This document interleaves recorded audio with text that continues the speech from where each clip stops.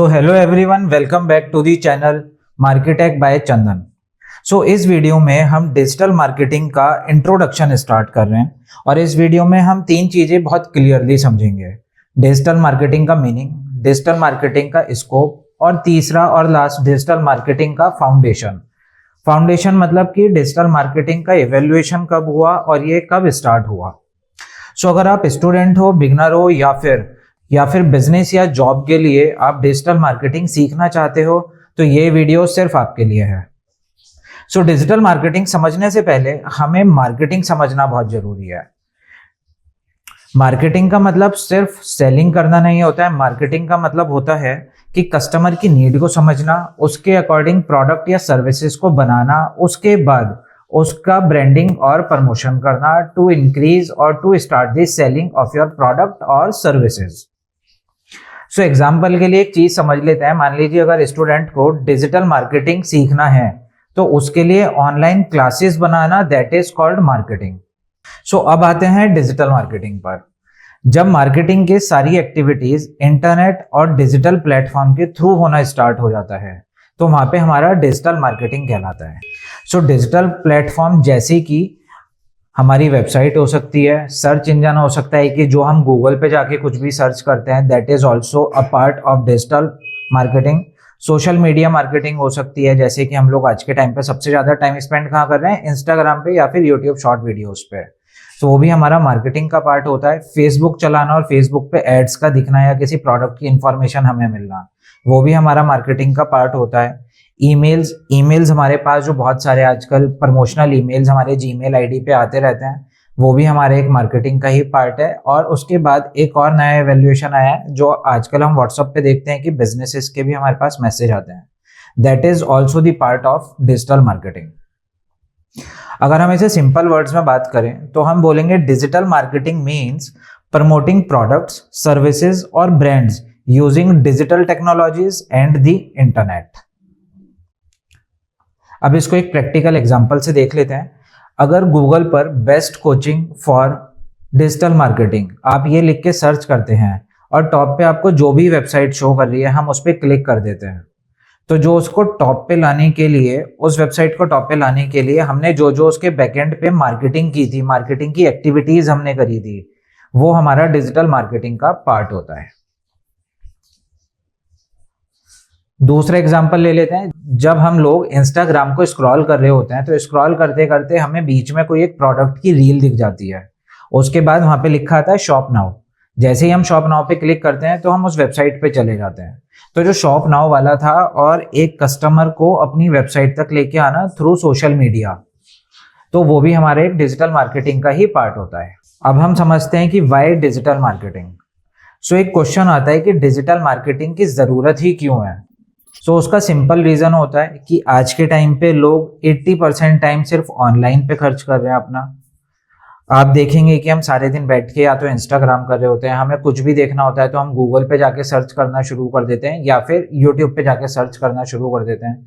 कोई प्रोडक्ट चाहिए, हमें उस प्रोडक्ट के रिव्यूज पढ़ने हैं कि प्रोडक्ट है कैसा है या किसी ने अपना एक्सपीरियंस शेयर किया है, तो उसके लिए भी आजकल हम सिर्फ मोबाइल ही यूज कर रहे हैं। तो इसका मतलब क्या हुआ कि मैक्सिमम कस्टमर आपके सिर्फ ऑनलाइन ही बैठे हुए हैं। तो अब वो ऑनलाइन बैठे हैं और उस स्क्रॉलिंग में, उस टाइम स्पेंडिंग में अगर आपको अपना प्रोडक्ट विजिबल करना है तो उसके लिए हमें डिजिटल की जरूरत पड़ेगी ही पड़ेगी। सो इससे पहले हम कैसे करते थे, ट्रेडिशनल मार्केटिंग हमारे एक बहुत इंपॉर्टेंट पार्ट होता था, आज भी है बट आज थोड़ा सा कम हो गया है। तो उसके पीछे हम रीजन समझेंगे कि ट्रेडिशनल मार्केटिंग खत्म क्यों हुआ है या फिर कम क्यों हो गया है। सो पहले समझते हैं कि ट्रेडिशनल मार्केटिंग होता क्या था। तो ट्रेडिशनल मार्केटिंग पहले हम देखते थे कि न्यूज़पेपर में एक बड़े बड़े ऐड आते थे, कभी उसके फ्रंट पेज पे आते थे, कभी अंदर एक छोटे छोटे पार्ट में हमें ऐड दिखते थे प्रोडक्ट के। उसके बाद हम लोग देखते थे कि जो टीवी चैनल्स होते हैं उस पे ऐड जो आते हैं वो भी हमारा ट्रेडिशनल मार्केटिंग का ही पार्ट है।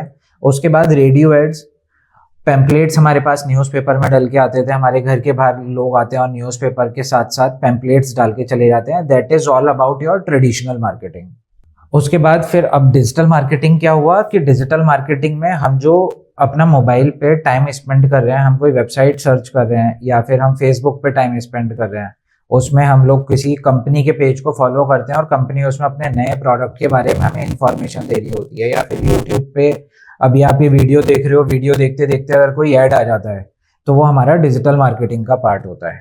सो आज के टाइम पे हमें बिजनेस वहीं लेके जाना है, बिजनेस की मार्केटिंग वहीं करनी है जहाँ पे सबसे ज्यादा कस्टमर है, और कस्टमर कहाँ पे है? आपका डिजिटल प्लेटफॉर्म्स पे।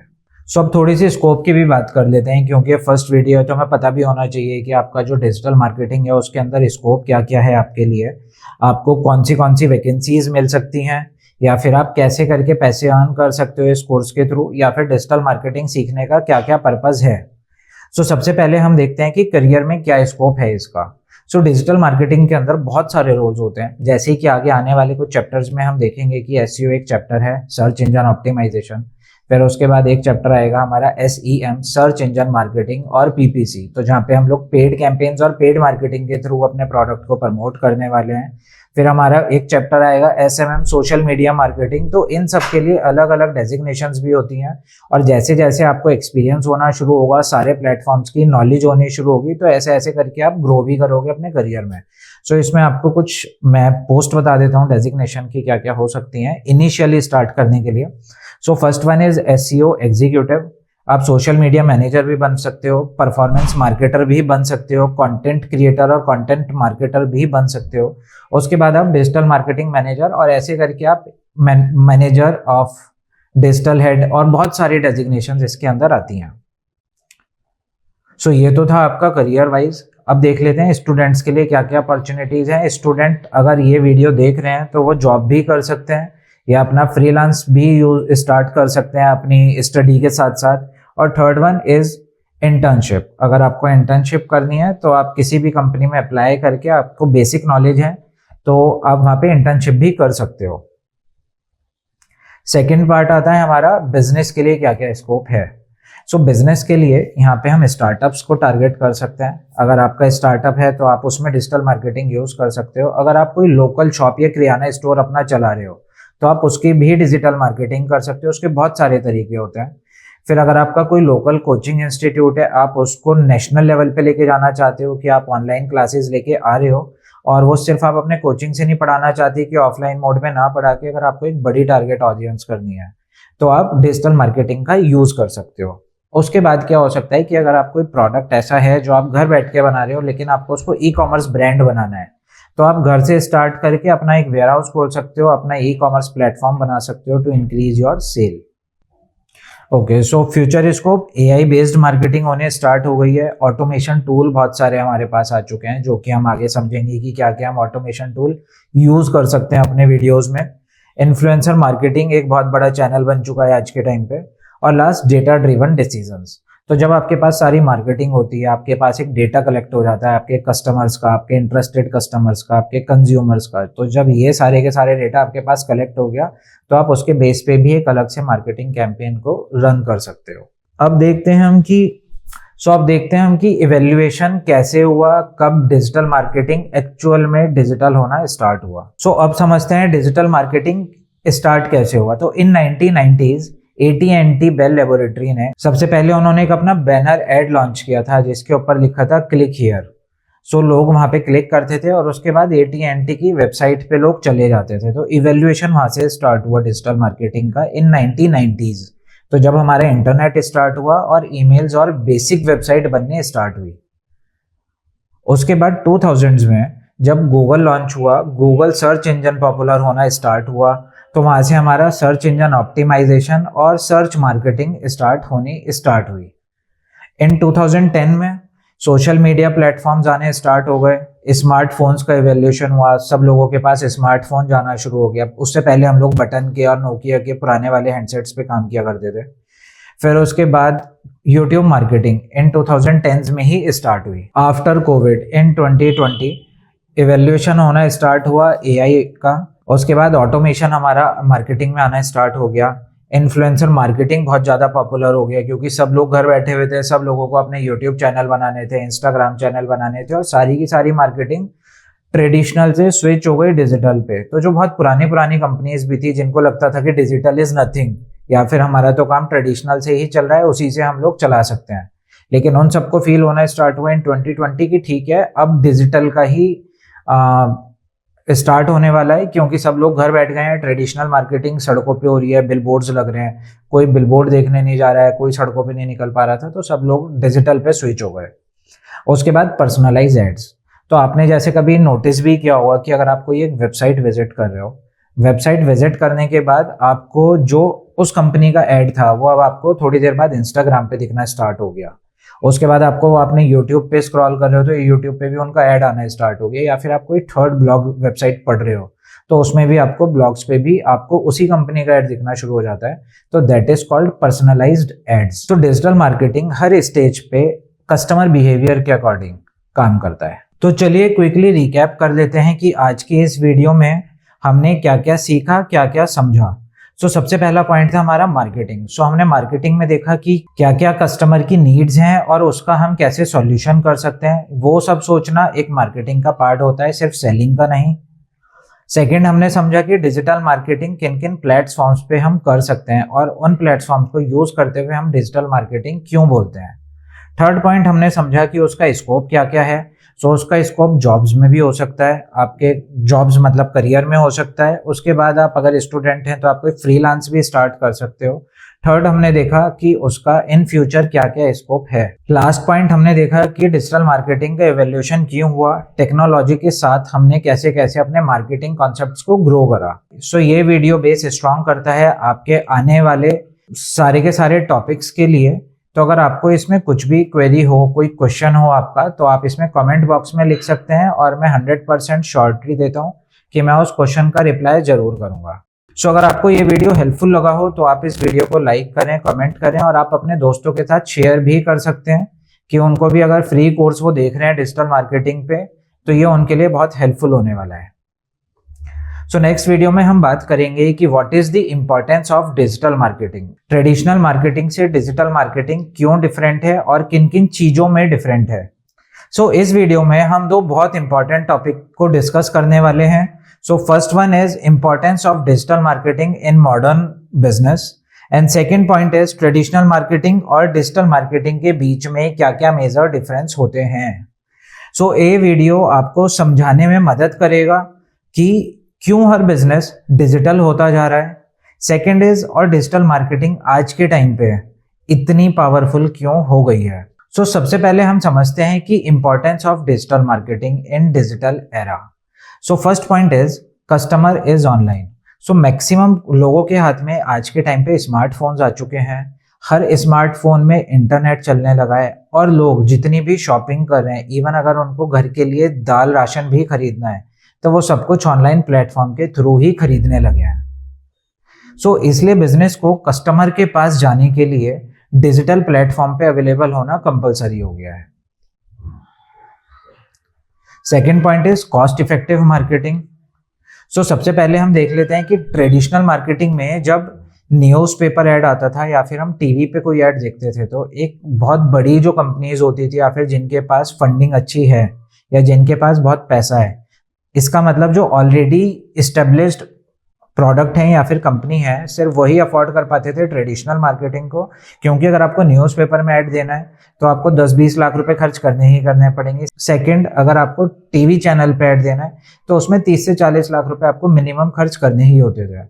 तो ये जितने भी बड़े बिजनेसमैन थे वो अफोर्ड कर पाते थे, बट स्टार्टअप्स और न्यू कंपनीज इन सबको नहीं स्टार्ट कर पाती। उसके लिए डिजिटल मार्केटिंग आया। बहुत छोटे बजट पे ये स्टार्ट हो जाता है। आप उन चैनल्स पे जा सकते हो जो चैनल सब लोग अभी देख रहे हैं। मतलब कि अगर आपको इंस्टाग्राम पे आपकी ऑडियंस है तो आप इंस्टाग्राम पे चैनल दिखा दो, आपको लग रहा है यूट्यूब पे आपकी ऑडियंस है तो आप यूट्यूब पे उन लोगों को अपना ऐड दिखा सकते हो।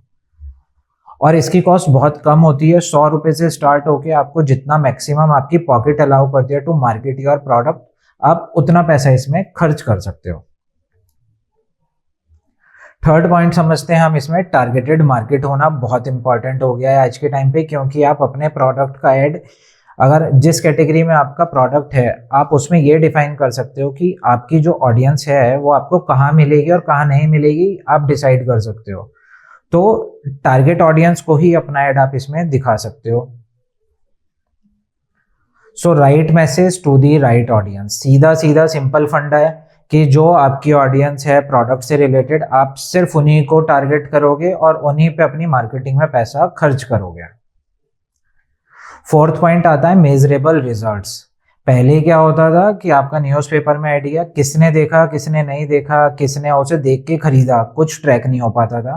बट इन डिजिटल मार्केटिंग आप हर एक स्टेप को रिकॉर्ड कर सकते हो। आपके पास पूरा डेटा आता है कि आपका ऐड किस कैटेगरी के किस बंदे ने देखा, उसने क्लिक करके आपकी वेबसाइट को विजिट किया, वेबसाइट पे विजिट करने के बाद उसने ऐड टू कार्ट करा, परचेज करा या फिर कुछ भी एक्शन नहीं लिया। तो आपको हर एक स्टेप आपके ऑडियंस का पता चलता है।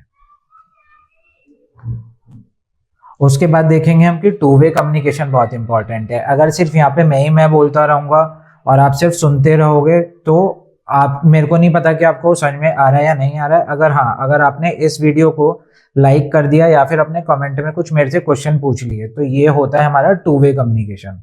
कि अगर आपने वीडियो देखा, वीडियो देखने के बाद आपको लगता है कि इस प्रोडक्ट से रिलेटेड या इस कोर्स से रिलेटेड मेरी कुछ क्वेरीज हैं, तो आप क्या कर सकते हो कि उसको जाके आप नीचे कमेंट बॉक्स में टाइप कर सकते हो और यहाँ से जब मैं रिप्लाई दे दूंगा तो that is called two way communication. फिर देखते हैं ब्रांड बिल्डिंग और ट्रस्ट।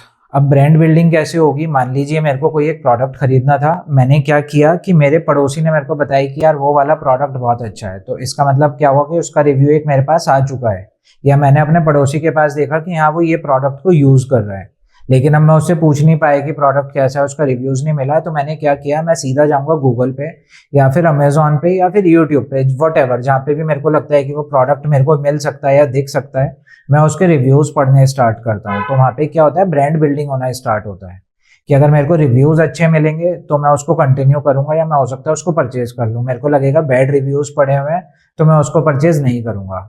तो वहाँ पे क्या होता है, ट्रस्ट बनना स्टार्ट होता है जब ऑनलाइन मैक्सिमम चीज़ें आपके प्रोडक्ट से रिलेटेड होती है, वहाँ रिव्यूज़ होते हैं, वहाँ प्रोडक्ट को यूज़ करने वाले कुछ आपके जो कस्टमर थे उन्होंने वहाँ पे वीडियोस बना के उस प्रोडक्ट की डाली हो, तो एक ट्रस्ट बिल्ड होना शुरू होता है कि हाँ ये प्रोडक्ट बिकता है, लोग यूज़ करते हैं और यूज़ कैसे करते हैं। तो जितना ज़्यादा कंटेंट आपका डिजिटल प्लेटफॉर्म्स पे अवेलेबल होगा उतनी ज़्यादा आपकी प्रोडक्ट की क्रेडिबिलिटी बढ़ती है, ट्रस्ट इंक्रीज होता है। सो अब समझते हैं हम कि ट्रेडिशनल मार्केटिंग और डिजिटल मार्केटिंग में डिफरेंस क्या है।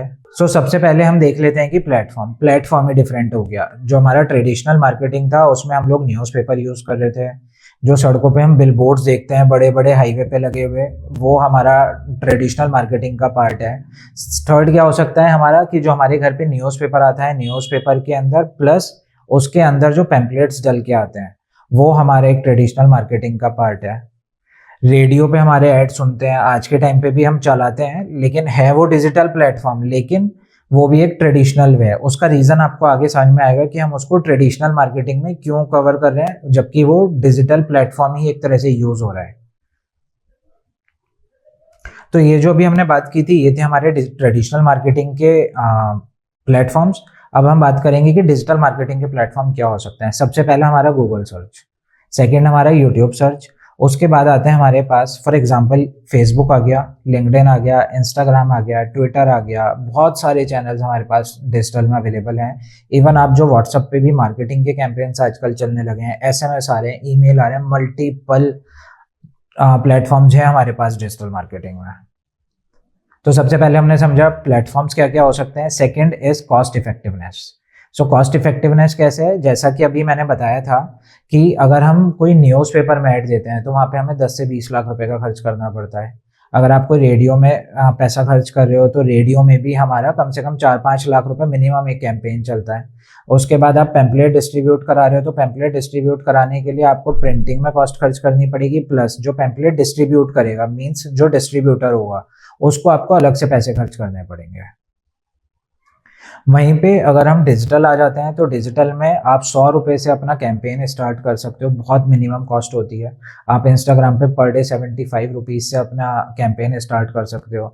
यूट्यूब पे आपको वीडियो प्रमोट करना है तो आप 100 रुपये से अपने वीडियो प्रमोट कर सकते हो। तो ऐसे करके आप गूगल सर्च पे, फेसबुक पे, यूट्यूब पे, इंस्टाग्राम पे, तो आप कहीं पे भी अपना प्रोडक्ट की मार्केटिंग सिर्फ और सिर्फ 100 रुपये पर डे से स्टार्ट कर सकते हो। उसके बाद तीसरा हमारा सबसे मेजर आता है टारगेट ऑडियंस। सो टारगेटिंग क्या होती है, टारगेटिंग हमारी डिफरेंस होती है। फॉर एग्जांपल अगर आज के टाइम पे मैं एक ये वीडियो बना रहा हूँ अभी आपके सामने खड़े होके, वीडियो का टॉपिक है digital marketing course. So digital marketing के कोर्स को मैं सिर्फ किसे दिखाऊंगा, या तो वो स्टूडेंट्स होने चाहिए, या फिर स्टार्टअप्स होने चाहिए, या फिर कोई कंपनी में जॉब करने वाला बंदा होना चाहिए जिसको बेसिक से अपनी स्किल्स को एडवांस पे लेके जाना है, या फिर जो बहुत एक्सपीरियंस हो गया और उसको बहुत बेसिक नॉलेज और चाहिए इंप्रूव करने के लिए आज के अकॉर्डिंग, तो वो इस वीडियो को देखेगा। अब ये वाले वीडियो मैं स्टूडेंट्स को तो दिखा ही रहा हूँ, साथ में उनके मैं पेरेंट्स को भी दिखा दूँ जिनके लिए यूजफुल ही नहीं है, या फिर मैं किसी जो पेरेंट है उसका बच्चा 5 साल का है, 10 साल का है, 15 साल का है, जिसके लिए ये वीडियो यूजफुल है ही नहीं, मैं उसको दिखा के इस वीडियो को करूँगा क्या। तो सबसे मेजर डिफरेंस क्या हुआ इसमें कि टारगेट जो हमारी डिफरेंस है, तो जब हम न्यूज़पेपर में कभी भी ऐड देते हैं तो वो हमारे घर में हमारे पेरेंट्स भी देख रहे होते हैं, हम भी देख रहे होते हैं, अगर हम एज में बड़े हो गए हमारे भी बच्चे हैं तो वो भी उसी न्यूज़पेपर को देख रहे हैं। तो अब पता नहीं कि वो वाला ऐड उनके काम का था, मतलब पेरेंट्स के लिए था, बच्चों के लिए था, बच्चों के बच्चों के लिए था, तो किसी को समझ में नहीं आया कि वो टारगेट ऑडियंस क्या थी उस ऐड के लिए। या फिर रेडियो पे आया है, मैं गाड़ी में बैठ के जा रहा हूँ, मैंने एफएम को ऑन कर रखा है और मेरी पूरी फैमिली गाड़ी के अंदर बैठी हुई है, तो वो सारे ही लोग सुन रहे हैं, तो वो टारगेट ऑडियंस नहीं हुआ। बट इन डिजिटल मार्केटिंग हम लोग ऑडियंस को टारगेट करते हैं, चाहे वो हम एज वाइज ले लें। अगर मेरे को करना है कि 18 से 24 साल तक के ही जो लोग हैं सिर्फ उन्हें मेरा ऐड दिखना चाहिए, तो मैं वहाँ पे कैपिंग कर सकता हूँ। मुझे लोकेशन डालनी है कि मुझे सिर्फ दिल्ली के लोगों को दिखाना है, पुणे दिखाना है, मुंबई दिखाना है, बेंगलोर दिखाना है, या फिर यूपी के एक छोटे से किसी विलेज में दिखाना है, तो मैं उतनी भी इसके अंदर टारगेट कर सकता हूँ। अब वो ऐड मेरा मेल को दिखाना है, फीमेल को दिखाना है, किसी ओकेजन पे दिखाना है, किसी डे पे दिखाना है, तो हर चीज़ मेरे कंट्रोल में है। सो डिजिटल मार्केटिंग में जो टारगेट ऑडियंस बनाने वाला एक कॉन्सेप्ट है वो बहुत इंपॉर्टेंट है और बहुत ही बेनिफिशियल है to save the money and increase the sale. उसके बाद फोर्थ पॉइंट आ जाता है आपका कम्युनिकेशन। सो कम्युनिकेशन स्टाइल क्या हुआ, जो अभी हमने एक टॉपिक डिस्कस किया था कि वन वे कम्युनिकेशन और टू वे कम्युनिकेशन, तो यहाँ पे कम्युनिकेशन हमारा क्या है कि अगर हम ट्रेडिशनल मार्केटिंग को देखें तो वहाँ पे सिर्फ वन वे कम्युनिकेशन है। आपके घर पे न्यूज़पेपर आया, आपने न्यूज़पेपर पढ़ा, अब न्यूज़पेपर में ऐड देखने के बाद आपकी अगर कुछ भी क्वेरी है तो आपको कोई सॉल्यूशन नहीं मिल सकता, क्योंकि आप न्यूज़पेपर्स में क्या पूछोगे। और वहीं पे अगर वही सेम ऐड आपको आपके फेसबुक पे दिखता है, आपके इंस्टाग्राम पे दिखता है, या फिर यूट्यूब पे आपको दिखता है, तो आप वहाँ पे कमेंट करके पूछ सकते हो और ब्रांड आपको रिप्लाई कर पाएगा। तो वहाँ पे क्या हुआ, टू वे कम्युनिकेशन हुआ और आपकी जो क्वेश्चंस थे वो क्लियर हुए, आपको आंसर मिले। अगर आपको लगता है कि वो आंसर आपको सेटिस्फैक्ट्री है तो आप उसके बाद नेक्स्ट एक्शन ले सकते हो। सो फिफ्थ पॉइंट आता है हमारा measurement and analytics. So in traditional approximate results होते हैं कि आपका न्यूज़पेपर में ऐड गया, हो सकता है कि आपकी 1 सेल आई, 2 सेल आई, 10 सेल आई, या फिर हो सकता है आपकी 100 सेल आ गई, बट आपको एक अप्रॉक्सीमेट रिजल्ट ही मिलेगा। आप उससे यही एनालाइज कर पाओगे कि शायद ये वाली सेल न्यूज़पेपर के ऐड देखने के बाद आई हो।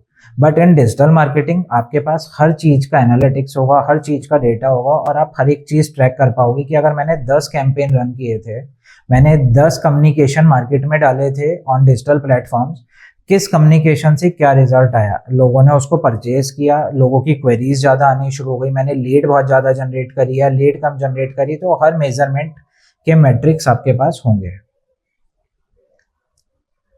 फिर उसके बाद सबसे लास्ट और इम्पॉर्टेंट पॉइंट आता है स्पीड एंड फ्लेक्सिबिलिटी। मान लीजिए आपको एक न्यूज़पेपर में ऐड देना है, तो उसका प्रोसेस क्या हुआ कि सबसे पहले आपका एक ऐड डिज़ाइन होगा, फिर आप न्यूज़पेपर में देखोगे, न्यूज़पेपर वालों से बात करोगे कि कब ये वाला स्लॉट खाली है, कब मेरा इस वाले रीज़न में मेरे को ये वाला जो प्रिंट है ऐड ये निकालना है और उसकी कॉस्ट क्या होगी। फिर वो कॉस्ट के ऊपर आप नेगोशिएट करते हो। फिर उसके बाद कंपनी के प्रोस्पेक्ट में मैं आपको बता देता हूँ थोड़ा डिटेल में।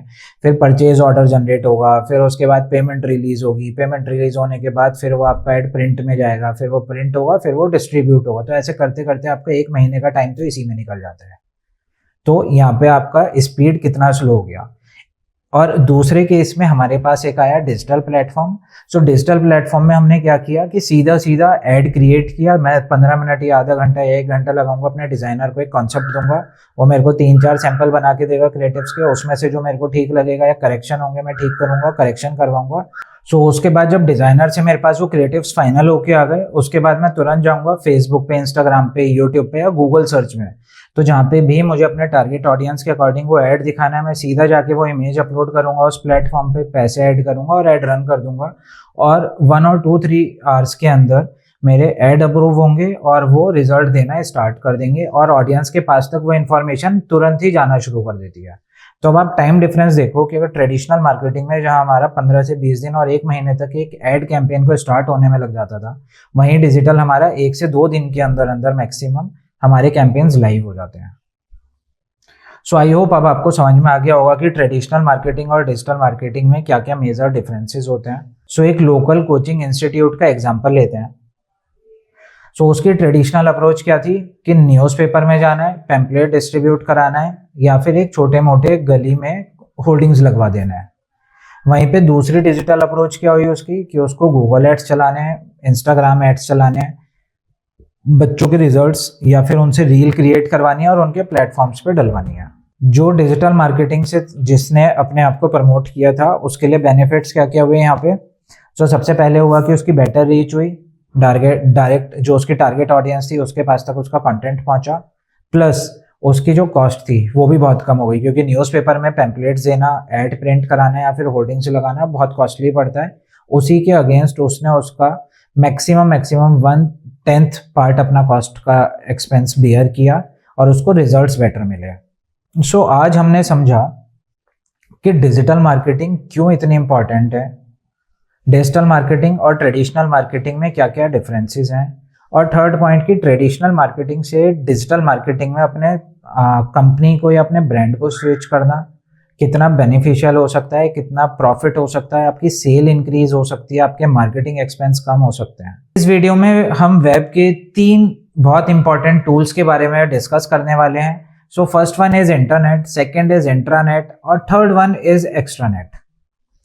अगर आप डिजिटल मार्केटिंग, वेबसाइट या ऑनलाइन बिजनेस सीख रहे हो तो ये कॉन्सेप्ट समझना बहुत इंपॉर्टेंट है, क्योंकि डिजिटल मार्केटिंग पूरा का पूरा इंटरनेट पे ही डिपेंड करता है। सो सबसे पहले हम समझते हैं what is the web. So basic idea है, सबसे पहले ये समझना जरूरी है कि वेब होता क्या है और वेब का मतलब क्या है। सो वेब का मतलब होता है कंप्यूटर्स और डिवाइसेस का नेटवर्क जो आपस में कनेक्टेड होते हैं और डेटा शेयरिंग के लिए काम करते हैं। सो ये कनेक्शन इंटरनेट के थ्रू ही पॉसिबल है। अब आगे हम समझते हैं कि what is internet. So internet एक ग्लोबल पब्लिक नेटवर्क होता है जो दुनिया भर के कंप्यूटर्स को और लोगों को आपस में जोड़ता है। सो इंटरनेट का यूज कोई भी कर सकता है। फॉर एग्जांपल, अगर आप स्टूडेंट हैं तो यू कैन यूज इंटरनेट। अगर आप बिजनेस चला रहे हैं तो आपका बिजनेस इंटरनेट को यूज कर सकता है। अगर आप कोई गवर्नमेंट ऑर्गेनाइजेशन का पार्ट हैं तो गवर्नमेंट भी आज के टाइम पे इंटरनेट यूज कर रही है। और सबसे इंपॉर्टेंट कि अगर आप इंडिविजुअल हैं, आप ना है स्टूडेंट हैं, ना ही आप गवर्नमेंट ऑफिशियल्स हैं और ना ही आप कोई बिजनेस रन कर रहे हैं, तब भी आप इंटरनेट का ही यूज करके अपने मोबाइल पे कुछ भी खोलते हैं तो वो एक इंटरनेट का ही पार्ट है। सो अब हम देख लेते हैं कि इंटरनेट के फीचर्स क्या क्या होते हैं।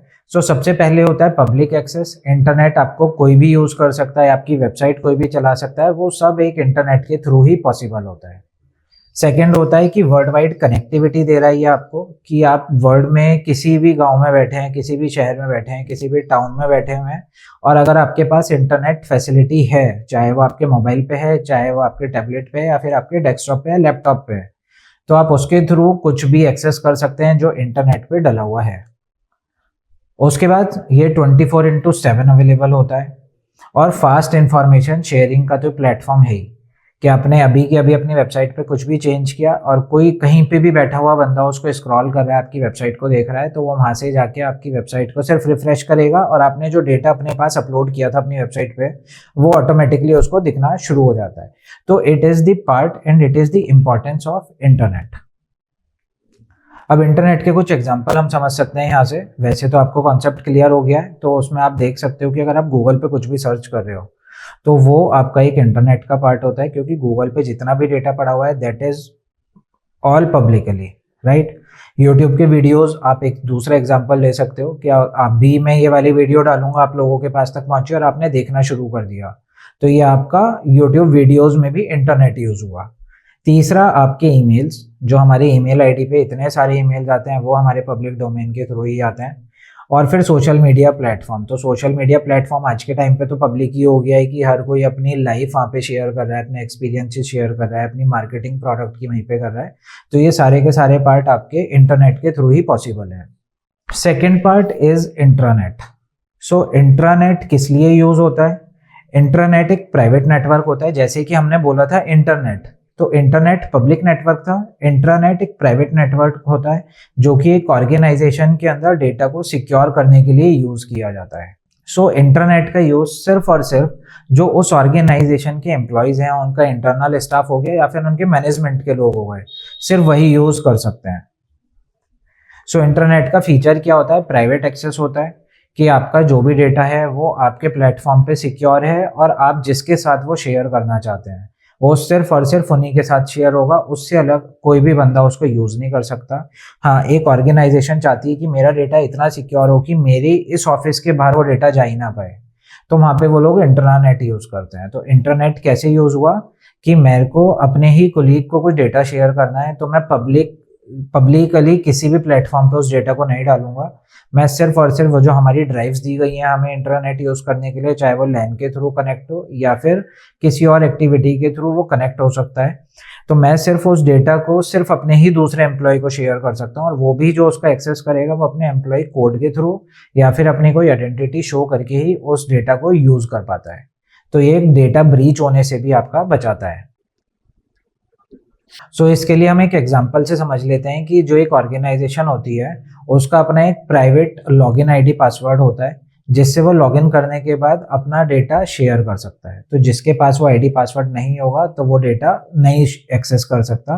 तो ये इंट्रानेट के थ्रू पॉसिबल होता है। थर्ड पॉइंट क्या था हमारा? Extranet. Extranet is the part of internet plus intranet. तो जहाँ पे कंपनी को ये लगता है कि हाँ, कुछ डेटा सिर्फ मैं अपने एम्प्लॉयज के लिए रख रहा हूँ और कुछ डेटा ऐसा होगा कि जो मुझे बाहर भी शेयर करना है, तो वहाँ पे कंपनी लिबर्टी देती है यूज करने के लिए टू इंटरनेट एंड इंट्रानेट। यहाँ पे कंपनी क्या कर रही है कि कंपनी अपना लिमिटेड डेटा जो है वो एक्सटर्नल लोगों के साथ अपना डेटा शेयर करती है। एक्स्ट्रानेट का एक्सेस, जहाँ पे भी हमने देखा था कि इंटरनेट कोई भी यूज कर सकता है क्योंकि वो पब्लिक होता है, इंटरनेट आपका क्या होता है? प्राइवेट होता है। तो प्राइवेट में हम सिर्फ एम्प्लॉयज यूज कर सकते थे, मैनेजमेंट यूज कर सकता था या फिर जो इंटरनल स्टाफ था वही यूज कर सकता था।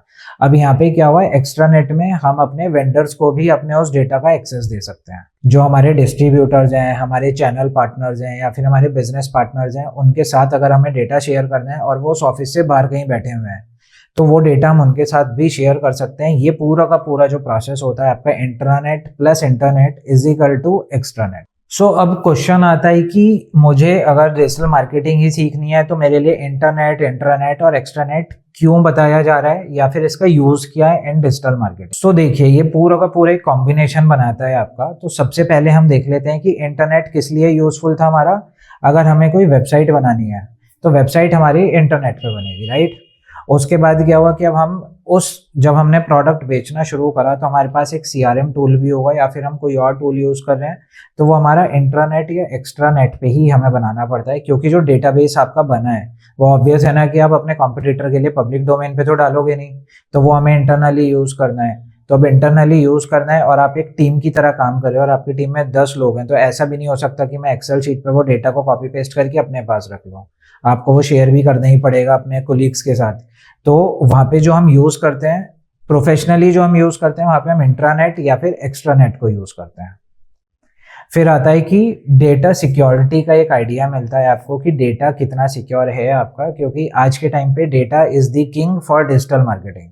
तो अगर आपके पास डेटा है, आप ईमेल आईडीज का डेटा है, मोबाइल नंबर्स का डेटा है या फिर किसी का पर्सनल डेटा भी आपके पास है और आपकी कंपनी पे भरोसा करके कस्टमर ने शेयर किया है, तो आप उस भरोसे को ब्रीच ना करते हुए और वो पूरा का पूरा जो डेटा है वो आप इंट्रानेट या फिर एक्स्ट्रानेट के थ्रू ही अपने पास रखोगे।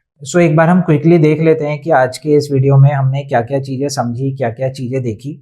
सबसे पहले हमने देखा कि वेब का बेसिक यूज़ क्या होता है। उसके बाद हमने समझा कि जो इंटरनेट है वो पब्लिक डोमेन के लिए यूज़ होता है। फिर हमने देखा इंटरनेट जो होता है वो प्राइवेट डोमेन के लिए यूज़ होता है। और थर्ड वन हमने देखा कि जो एक्स्ट्रानेट होता है वो इंटरनेट प्लस इंटरनेट का एक कॉम्बिनेशन होता है। तो मतलब कि उसमें आपका कुछ डेटा पब्लिकली जाएगा, कुछ डेटा आपका इंटरनल रहेगा। इस वीडियो में आज हम बात करने वाले हैं वेबसाइट की, कि वेबसाइट के जो फंडामेंटल्स हैं वो क्या क्या होते हैं, डायनामिक और स्टैटिक वेबसाइट के अंदर क्या क्या डिफरेंस होता है हम वो देखेंगे, और उनका एक प्रैक्टिकल यूज कहाँ कहाँ होता है और कैसे कैसे हम लोग उसको यूज में लेके आते हैं इन डिजिटल मार्केटिंग। तो इस पूरी वीडियो में हम वो डिस्कस करने वाले हैं। अगर आप डिजिटल मार्केटिंग सीख रहे हो या फिर अपना बिजनेस सेटअप करना है थ्रू डिजिटल मार्केटिंग, तो ये वीडियो बहुत इंपॉर्टेंट होने वाला है आपके लिए। Let's start. सबसे पहले हमें ये समझना है कि वेबसाइट चाहिए क्यों, या फिर वेबसाइट होती क्या है, या उसका इंपॉर्टेंस क्या है। तो वेबसाइट जो होती है, website is a combination of multiple web pages.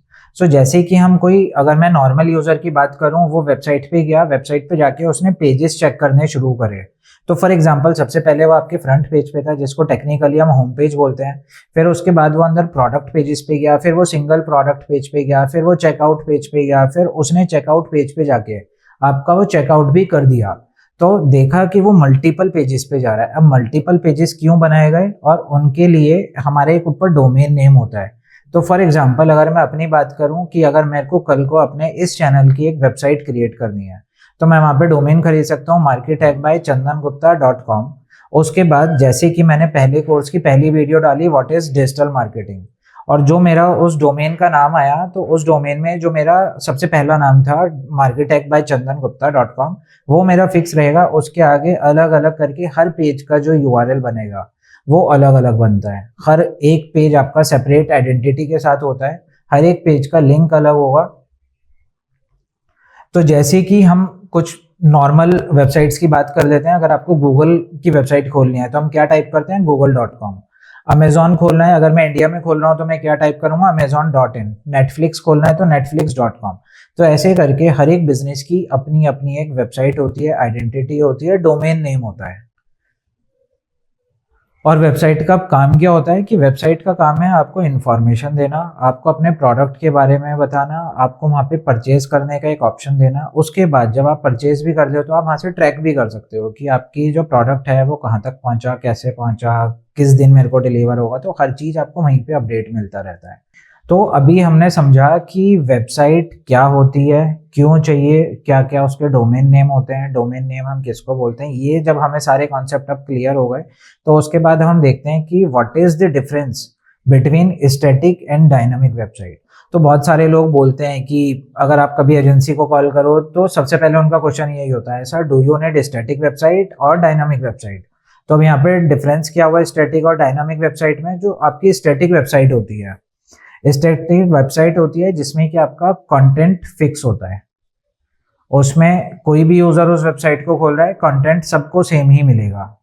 दूसरा क्या होता है कि हर यूजर को पूरा का पूरा कॉन्सेप्ट सेम दिख रहा है, डिजाइन सेम दिखना है, जो इन्फॉर्मेशन मेरे को दिखी है वो अभी आप ही को दिखेगी। तो सबको वो सेम कंटेंट दिख रहा है होम पेज पे, अंदर वाले पेजेस पे, तो उसमें पर्सनलाइज कुछ नहीं है अभी। तो that is called static website. इसमें जो हम टेक्नोलॉजी यूज करते हैं वो हम यूज करते हैं HTML की, CSS की, या फिर बेसिक जावास्क्रिप्ट। तो वो क्या करता है कि वो स्टैटिक वेबसाइट हमारी बहुत जल्दी बन जाती है, बहुत कम टाइम पीरियड में बन जाती है, क्योंकि HTML पे काम करना बहुत एक पुरानी टेक्नोलॉजी हो चुकी है। और आज के टाइम पे मैक्सिमम जो वेबसाइट होती हैं वो डायनामिक ही बनती हैं, क्योंकि स्टैटिक वेबसाइट हर यूजर को आप आज के टाइम पे सेम कंटेंट नहीं दिखा सकते। जैसा कि प्रीवियस वीडियो में भी हमने देखा था कि पर्सनलाइज करना आज के टाइम पे बहुत इंपॉर्टेंट हो गया है। आपकी टारगेट ऑडियंस अलग अलग हो गई है, तो उनके अकॉर्डिंग, उनके इंटरेस्ट के अकॉर्डिंग आपको आपकी वेबसाइट भी डायनामिक बनानी पड़ती है। तो अगर मैं बात करूं कि स्टैटिक वेबसाइट के फीचर्स क्या क्या होते हैं, तो उसमें बहुत सिंपल स्ट्रक्चर होता है कि आपको ठीक है एक इमेज लगानी है, 2 लाइन का टेक्स्ट डालना है, एक ऊपर हेडिंग डाल दिया है, नीचे आपने कॉल टू एक्शन दे दिया, that is it. That is all about your static website. अब इसका एडवांटेज क्या होगा, एक तो इजी टू डिजाइन हो गया, क्योंकि HTML पे काम करना बहुत इजी होता है। आप HTML की कुछ लैंग्वेज सीख लो, आप महीने भर के अंदर अंदर अपनी HTML खुद से बनाना सीख जाओगे। तो वो इतना इजी होता है HTML पे वेबसाइट बनाना।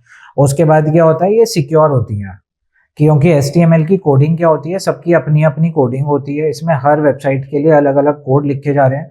तो जितने ज़्यादा कोड कॉम्प्लेक्स होंगे उतनी ज़्यादा आपकी सिक्योरिटी इंक्रीज हो जाती है। तो मतलब ये नहीं है कि हैकर आया, उसको पता है कि हाँ ये वाली थीम यूज़ कर रखी है, यही कोड लिखा होगा और इस कोड को ऐसे ही तोड़ना है, तो वो क्या कर सकता है कि वो उसके अंदर वायरस डाल दे या फिर उस कोड का कोई भी क्रैक वर्जन निकाल ले और उस वेबसाइट को हैक कर ले। तो HTML आपको एक वो लिबर्टी देता है कि आप कोड अपना लिखो और उसके बाद उस वेबसाइट को आप सिक्योर कर लो। बट इसमें एक लिमिटेशन भी होती है। अब लिमिटेशन क्या क्या हुई हमारी इसमें कि कंटेंट जो है वो अपडेट करना थोड़ा सा डिफिकल्ट होता है, क्योंकि हर चीज आपकी कोड के थ्रू ही होनी है। नो यूजर इंटरफेस इतना अच्छा नहीं होगा, क्योंकि वो बहुत बेसिक टेम्पलेट्स पे बना हुआ होता है, और आज के टाइम पे लोगों को चाहिए होता है कि एक इंटरएक्टिव वेबसाइट, कि हाँ वो कुछ भी एक्टिविटी कर रहे हैं तो उनके लेवल का या उनके इंटरेस्ट की चीजें उनको वहां पे दिखें। तो ये होता है हमारा पूरा का पूरा एक स्टैटिक वेबसाइट का पार्ट। तो अभी हमने समझा कि स्टैटिक वेबसाइट क्या हुई, कि स्टैटिक वेबसाइट आपकी HTML पे बनती है, कोड थोड़ा सा कॉम्प्लेक्स होता है, जो टेक्निकली स्ट्रांग है सिर्फ वही उसके कोड पे काम कर सकता है। अगर आपको कुछ भी चीज़ अपडेट करनी है तो आपको पहले पूरा कोड खोलना पड़ेगा। अगर कोई नया बंदा उस पर काम कर रहा है तो उसको पूरा कोडिंग देखनी होती है, समझना होता है कि किस कोड बेसिस पे उसका स्ट्रक्चर बनाया गया वेबसाइट का। जब वो सारी चीज़ें क्लियर हो जाती हैं, उन चीज़ों को क्लियर होने के बाद वो उसके अंदर कंटेंट अपडेट कर पाता है। तो ये कहीं ना कहीं लिमिटेशन भी है, ठीक है, सेफ्टी है, सिक्योरिटी है थ्रू कोड इंटीग्रेशन, बट यहाँ पे एक लिमिटेशन ये आ गई कि आपको टेक्निकली स्ट्रांग होना ही पड़ेगा। अगर आप कोई और वेबसाइट पे काम कर रहा है तो उसको भी आपको वो कोड समझाना पड़ेगा। तो अब हम देखते हैं कि डायनामिक वेबसाइट क्या होती है। So what is dynamic website? Dynamic website वो वेबसाइट होती है जिसमें कंटेंट बहुत रेगुलर बेसिस पे चेंज हो सकता है। लोगों के पर्सनल इंटरेस्ट के अकॉर्डिंग आप उसको वहाँ पे इंफॉर्मेशन दिखा सकते हो। आप उसमें एक लैंग्वेज का ऑप्शन दे सकते हो कि इन केस अगर मेरे को वो वेबसाइट हिंदी में देखनी है तो मैं ऊपर एक ड्रॉप डाउन दे दूंगा कि आपको हिंदी लैंग्वेज चूज करनी है, इंग्लिश लैंग्वेज चूज करनी है, फ्रेंच करनी है, जर्मन करनी है। तो आपको जो भी लैंग्वेज चूज करनी है वहाँ पे आप एक ऑप्शन दे सकते हो। हो सकता है कि जो मेरा इंटरेस्ट है, एक मैं किसी फैशन ब्रांड की वेबसाइट पे गया या फिर मैं Myntra.com पे जाता हूँ, तो Myntra.com पे अगर मेरे को मेन सेक्शन पसंद है कि मेरे को मेन सेक्शन से ये शर्ट देखनी है, टी शर्ट देखनी है, जीन्स देखनी है, तो वो मेरी जो पर्सनलाइज मैंने सर्च किया था उसके अकॉर्डिंग वो मेरे को प्रोडक्ट और दिखाना शुरू कर देता है। जैसे कि maybe you are interested in, तो वहाँ पे करके मेरे को कार्ड्स दिखाने शुरू कर देता है। तो जो मैंने सर्च किया उसके अकॉर्डिंग वो मेरे को वहाँ पे रिजल्ट दिख रहा है अब। तो that is all about a part of dynamic website. So इसमें जो टेक्नोलॉजी यूज होती है आज के टाइम पे, बहुत सारे टेम्पलेट्स आ गए हैं, बहुत सारी कंपनीज आ गई हैं जो आपको CMS दे रही है, कंटेंट मैनेजमेंट सिस्टम होता है। तो उसमें क्या होता है कि मान लो अगर मेरे को ई-कॉमर्स प्लेटफॉर्म बनाना है तो मैं सबसे पहले कहाँ जाऊँगा? शॉपिफाई पे। मेरे को इंट्रोडक्शन वेबसाइट अपनी कोई बनानी है तो हो सकता है मैं वर्डप्रेस पे चला जाऊँ, हो सकता है मैं मेजेंटो पे चला जाऊँ। तो ऐसे करके बहुत सारे CMS प्लेटफॉर्म है। हो सकता है कि मैं PHP पे चला जाऊँ वेबसाइट क्रिएट करने के लिए। तो ऐसे करके आप चूज करते हो अपनी वेबसाइट अपने प्रोडक्ट के अकॉर्डिंग, कि आपके प्रोडक्ट के अकॉर्डिंग इंपॉर्टेंट क्या है आपके लिए। सो फीचर ऑफ डायनामिक वेबसाइट, तो यहाँ पे फीचर क्या क्या हो सकते हैं कि यूजर लॉगिन सिस्टम होगा, आपका एक एडमिन पैनल बनेगा, आपने यूजर को उसका पर्सनल लॉगिन आईडी और पासवर्ड क्रिएट करके दे दिया, वो फॉरगेट भी कर सकता है, अपने किए हुए ऑर्डर को वहाँ पे ट्रैक कर सकता है। तो जैसे कि हम अमेजॉन देखते हैं, फ्लिपकार्ट देखते हैं, मिंत्रा की वेबसाइट देखते हैं, फर्स्ट क्राई की वेबसाइट देख रहे हैं, या फिर मल्टीपल आप आज के टाइम पे किसी भी वेबसाइट पे जाके कोई ऑर्डर प्लेस कर रहे हैं, तो वो आपका डायनामिक का ही पार्ट होता है। आप उसमें जाते हो, लॉगिन करते हो, लॉगिन करने के बाद आपके उसमें यूजर आईडी पासवर्ड जनरेट हो जाता है। फिर उसके बाद आप उसको लॉगिन कर रहे हो, आप अपनी इंफॉर्मेशन उसमें फिल कर सकते हो, उसके अकॉर्डिंग वो आपको प्रोडक्ट्स दिखाने शुरू कर रहा है, या फिर आपको एक पर्सनलाइज ईमेल्स आने शुरू हो जाते हैं कि हाँ आपने ये वाली विजिट की थी वेबसाइट, या फिर ये वाला पेज विजिट किया था, उसके अंदर नए नए अपडेटेड्स क्या आए हैं। तो हर चीज़ आपको वहाँ पे दिखनी शुरू हो जाती है। तो ये इसके फीचर्स होते हैं। उसके बाद एग्जाम्पल हम लोग समझ चुके हैं कि एग्जाम्पल क्या हुआ। ई-कॉमर्स वेबसाइट सबसे बड़ा प्लेटफॉर्म है आज के टाइम पे डायनामिक वेबसाइट के लिए, क्योंकि अगर ई-कॉमर्स है तो आपका वहाँ पे ट्रैकिंग सिस्टम भी होगा, आपका ऑर्डर सिस्टम मैकेनिज्म भी होगा, वो आपका पूरा का पूरा पर्सनलाइज पे ही चलता है।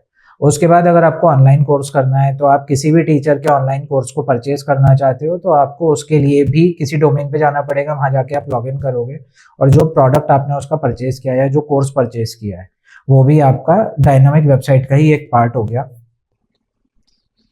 अब इसमें एक लिमिटेशन, क्योंकि जैसे हमने देखा था कि स्टैटिक वेबसाइट में भी कुछ लिमिटेशन थी, तो लिमिटेशन यहाँ पे भी है। तो यहाँ लिमिटेशन किस टाइप की है कि ये थोड़ा सा हायर कॉस्ट पड़ता है। तो अगर मैं स्टैटिक वेबसाइट की बात करूँ, आपने HTML पे कोडिंग करी, आपको मंथली कुछ पे नहीं करना है, सिर्फ आपने HTML पे कोड लिखा था। बट यहाँ पे अगर आप प्लेटफॉर्म यूज कर रहे हो कोई भी, तो उस प्लेटफॉर्म की आपको कॉस्ट बियर करनी पड़ेगी मंथली बेसिस पे, यूजर बेसिस पे, इट डिपेंड्स कि आप कौन सा प्लेटफॉर्म यूज कर रहे हो। उसके लिए आपको एक हाई होस्टिंग की भी ज़रूरत पड़ेगी, सिक्योरिटी की भी ज़रूरत पड़ेगी, क्योंकि उसमें डेटा आ रहा है। अब डेटा आ रहा है तो उसमें आपको सिक्योरिटी थोड़ी ज़्यादा चाहिए, तो सिक्योरिटी के लिए अलग अलग मल्टीपल टूल्स आते हैं, अब आपको वो भी इसमें यूज़ करने पड़ेंगे। तो ये हमारा था डायनामिक वेबसाइट। अब एक कंसाइज वे में देख लेते हैं कि what is the difference between static and dynamic website. So सबसे पहले हमने बात की थी फीचर में देखें तो कंटेंट की। तो स्टैटिक में क्या होता है, फिक्स्ड कंटेंट होता है और वहाँ पे आपका पूरा का पूरा चेंजेबल कंटेंट होता है। सेकेंड आपका डेटाबेस। स्टैटिक वेबसाइट में क्योंकि आप कोई लॉगिन नहीं करा रहे हो तो आपके पास कोई डेटाबेस नहीं आएगा, कोई कोड फिक्स नहीं किया आपने तो उसमें कोई भी डेटा नहीं आ रहा है आपके पास। बट इन डायनामिक वेबसाइट आपके पास पूरा का पूरा डेटाबेस ड्रीवन, आप उसमें मार्केटिंग एक्टिविटीज कर सकते हो और आप अपने जो कस्टमर हैं उनके अकॉर्डिंग उनको प्रोडक्ट शो कर सकते हो। फिर थर्ड पॉइंट आया इसमें स्पीड का। जो आपकी स्टैटिक वेबसाइट होती है वो फास्टर होती है क्योंकि उसमें कुछ पर्सनलाइज नहीं है। आपकी जो स्टैटिक वेबसाइट है, जो आपके पेजेस हैं जिसमें आपका कंटेंट है, आपकी इमेजेस पड़ी है, आपकी वीडियोस पड़ी हैं, आपको सिर्फ उसे दिखाना है और बैक एंड पे कोई भी प्रोसेस नहीं चल रहा है, तो वो थोड़ा सा फास्ट होता है। और जो डायनामिक वेबसाइट होती है क्योंकि वो लोडिंग थोड़ा सा टाइम इंक्रीज हो जाता है क्योंकि आप पर्सनलाइज उस बंदे के अकॉर्डिंग, उसकी प्रोफाइल के अकॉर्डिंग उसको कुछ शो कर रहे हो, तो यहाँ पे हमारी स्पीड स्लो होती है इन डायनामिक वेबसाइट। फिर उसके बाद हम बात करते हैं कॉस्ट की। तो जो कॉस्ट होती है स्टैटिक वेबसाइट में बहुत लो कॉस्ट होती है क्योंकि उसमें आपको हाई होस्टिंग नहीं चाहिए, आपको सिक्योरिटी बहुत ज़्यादा नहीं चाहिए, आपको सिंपल एक डोमेन खरीदना है और उसके बाद HTML पे कोडिंग करनी है, that is it. But in dynamic website आपको हायर कॉस्ट पड़ती है क्योंकि आपको उसमें सिक्योरिटी के प्लगइन्स परचेज करने होते हैं, आपको हायर सिक्योरिटी है, आपका जो डेवलपमेंट करने के लिए आपका जो डेवलपर है वो हाई कॉस्ट लेगा क्योंकि उसको कोड्स बहुत सारे लिखने हैं, बहुत सारी चीज़ें करनी है, डेटा सिक्योर करना है, डेटा एक्सेप्ट करना है लोगों का, ऑर्डर आईडीज जनरेट करने हैं, तो मल्टीपल उसमें होस्टिंग आपको बहुत हैवी चाहिए। फिर मेंटेनेंस देख लेते हैं क्योंकि स्टैटिक वेबसाइट में आपका कुछ है ही नहीं तो मेंटेनेंस बहुत लो होती है और उसी के कंपैरिजन में अगर हम डायनामिक वेबसाइट पे जाते हैं तो वहाँ पे हमारी जो कॉस्ट होती है वो हाई होती है।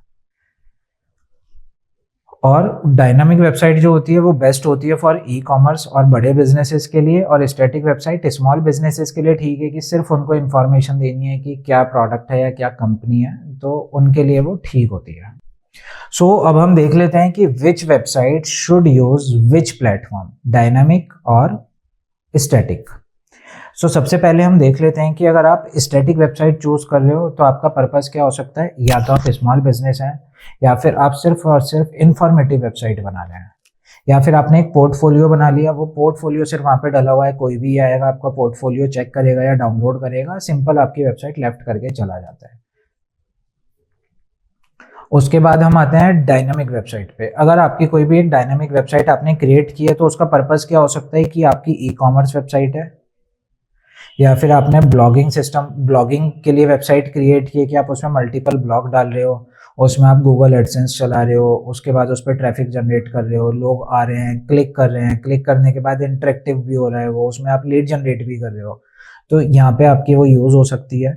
आप ऑनलाइन कोर्स अगर अपना बेचना चाहते हो, कोई भी आप अपने वीडियो शूट करते हो या लाइव क्लासेस आप देना चाहते हो, तो वहाँ पे आपको स्टूडेंट्स का डेटे की रिक्वायरमेंट होती है, तो वहाँ पे आप डायनामिक वेबसाइट को यूज़ करोगे। और फिर उसके बाद सबसे इंपॉर्टेंट क्या होता है कि अगर आपकी कोई एक ऐसी वेबसाइट है जहाँ आप कुछ नहीं भी बेच रहे हो लेकिन आपके रेगुलर अपडेट्स आ रहे हैं कि आज हमने ये टेक्नोलॉजी यूज़ करके ये चीज़ नई लॉन्च करी है, नया प्रोडक्ट लॉन्च हो रहा है, ये लॉन्च हो रहा है, हमने एक नई एक्टिविटी लेकर आए हैं, तो आपकी जितनी भी इस टाइप की डेली बेसिस पे कुछ एक्टिविटीज़ हो रही हैं और वो वेबसाइट पे आपको अपलोड करना है, तो वहाँ पे भी आपको डायनामिक वेबसाइट की ही रिक्वायरमेंट होगी। सो अगर मैं बात करूं इन digital marketing, maximum digital marketers dynamic website ही यूज़ करते हैं। सो अब हम देख लेते हैं कि आज की इस वीडियो से हमने क्या क्या चीज़ें समझी हैं। तो सबसे पहले हमने देखा था कि वेबसाइट का मीनिंग क्या होता है, वेबसाइट का यूज़ क्या होता है। उसके बाद हमने देखा कि स्टैटिक वेबसाइट क्या होती है और डायनामिक वेबसाइट क्या होती है, और उन दोनों में मेजर डिफरेंसेस और उन दोनों वेबसाइट के यूजेस क्या होते हैं। और उसके बाद हमने एक चीज़ और नोटिस करी कि जो मैक्सिमम डिजिटल मार्केटर होते हैं या फिर हम डिजिटल मार्केटिंग में डायनामिक वेबसाइट को ही यूज़ करना प्रेफर करते हैं। और सबसे लास्ट है और इम्पॉर्टेंट पॉइंट कि अभी तक जितना भी हमने समझा, अब इन सब चीज़ों का यूज़ आगे जाके और इंक्रीज होने वाला है, सब आपस में कनेक्ट होने वाले हैं कि हम इंटरनेट की यूज़ कर रहे हैं, हम डायनामिक वेबसाइट की यूज़ कर रहे हैं, हमें डोमेन की क्या ज़रूरत है। तो ये आगे जाके हम चीज़ और ज़्यादा कनेक्ट कर पाएंगे जब हम पूरा डिजिटल मार्केटिंग का कोर्स कर लेंगे ख़त्म, तब आपको और समझ में आएगा कि हाँ क्या क्या चीज़ें इंपॉर्टेंट थी और क्यों क्यों इंपॉर्टेंट थी। पिछले वीडियो में हमने समझा था कि वेबसाइट क्यों इंपॉर्टेंट होती है, स्टैटिक और डायनामिक वेबसाइट में क्या क्या डिफरेंस होता है। तो आज की इस वीडियो में हम लोग समझने वाले हैं कि वेबसाइट बनाने के लिए जो हमें डोमेन और वेब होस्टिंग की रिक्वायरमेंट होती है उसकी क्या इंपॉर्टेंस है, कैसे हम एक बेस्ट वेबसाइट की होस्टिंग को चूज कर सकते हैं और क्या क्या पॉइंट्स होते हैं जब हम लोग एक होस्टिंग को परचेज कर रहे होते हैं टू सेटअप आवर वेबसाइट। सो इस वीडियो के एंड तक आप समझ जाओगे कि वेबसाइट क्या होती है, वेबसाइट होस्टिंग क्या होती है, होस्टिंग की ज़रूरत क्यों होती है, वेब होस्टिंग के टाइप्स क्या होते हैं और एक अच्छी होस्टिंग के फीचर्स क्या क्या हो सकते हैं। तो सबसे पहले हम समझते हैं कि वेबसाइट होस्टिंग होती क्या है। वेबसाइट होस्टिंग एक सर्विस है जो आपकी वेबसाइट को इंटरनेट पर लाइव करती है। सो जब आप वेबसाइट बनाते हो तो उसकी फाइल्स को सर्वर पर अपलोड किया जाता है। जैसे कि हमने बात की थी डायनामिक वेबसाइट में हम कोड लिखते हैं या फिर हम एक CMS इंस्टॉल करते हैं, चाहे वो वर्डप्रेस हो सकता है, विक्स हो सकता है या मेजेंटो हो सकता है या फिर आपका शॉपिफाई भी हो सकता है। तो उसका प्रोसेस क्या है कि सबसे पहले हम वो लोग कोड लिख लेते हैं, पूरा का पूरा टेम्पलेट डाउनलोड कर लेते हैं, इंस्टॉल कर लेते हैं, उस पर अपना काम कर देते हैं। उसके बाद अब हम लोग जब वो सर्वर पे अपलोड करते हैं और ये सर्वर जो होता है ये इंटरनेट के थ्रू कनेक्ट होता है 24/7 सर्विसेज के लिए। तो इसका एक एग्जांपल से समझते हैं कि जब हमें एक घर बनाना होता है तो उसके लिए हमें एक ज़मीन चाहिए होती है, राइट। तो अब हम यहाँ पे समझते हैं कि जो घर है वो हमारी वेबसाइट है और जो ज़मीन है वो हमारी होस्टिंग हो गई। तो जब मैंने ज़मीन खरीदी तो मेरे को उस पर घर तो बनाना ही है, राइट। घर बनाने के लिए मैंने ज़मीन खरीदी है तो अब मेरे को वेबसाइट बनाने के लिए होस्टिंग लेनी पड़ेगी। तो जब तक मैं ज़मीन नहीं खरीदूंगा तब तक मैं घर नहीं बना सकता। Same goes with digital platforms की, अगर मेरे को अपनी वेबसाइट बनानी है तो मुझे होस्टिंग खरीदनी ही पड़ेगी। सो अभी हमने देखा कि वेबसाइट होस्टिंग ज़रूरी है क्योंकि वेबसाइट को ऑनलाइन दिखाने के लिए हमें होस्टिंग की रिक्वायरमेंट होती है। वेबसाइट को सिक्योर करना है तो हमें एक सिक्योर होस्टिंग की ज़रूरत होती है।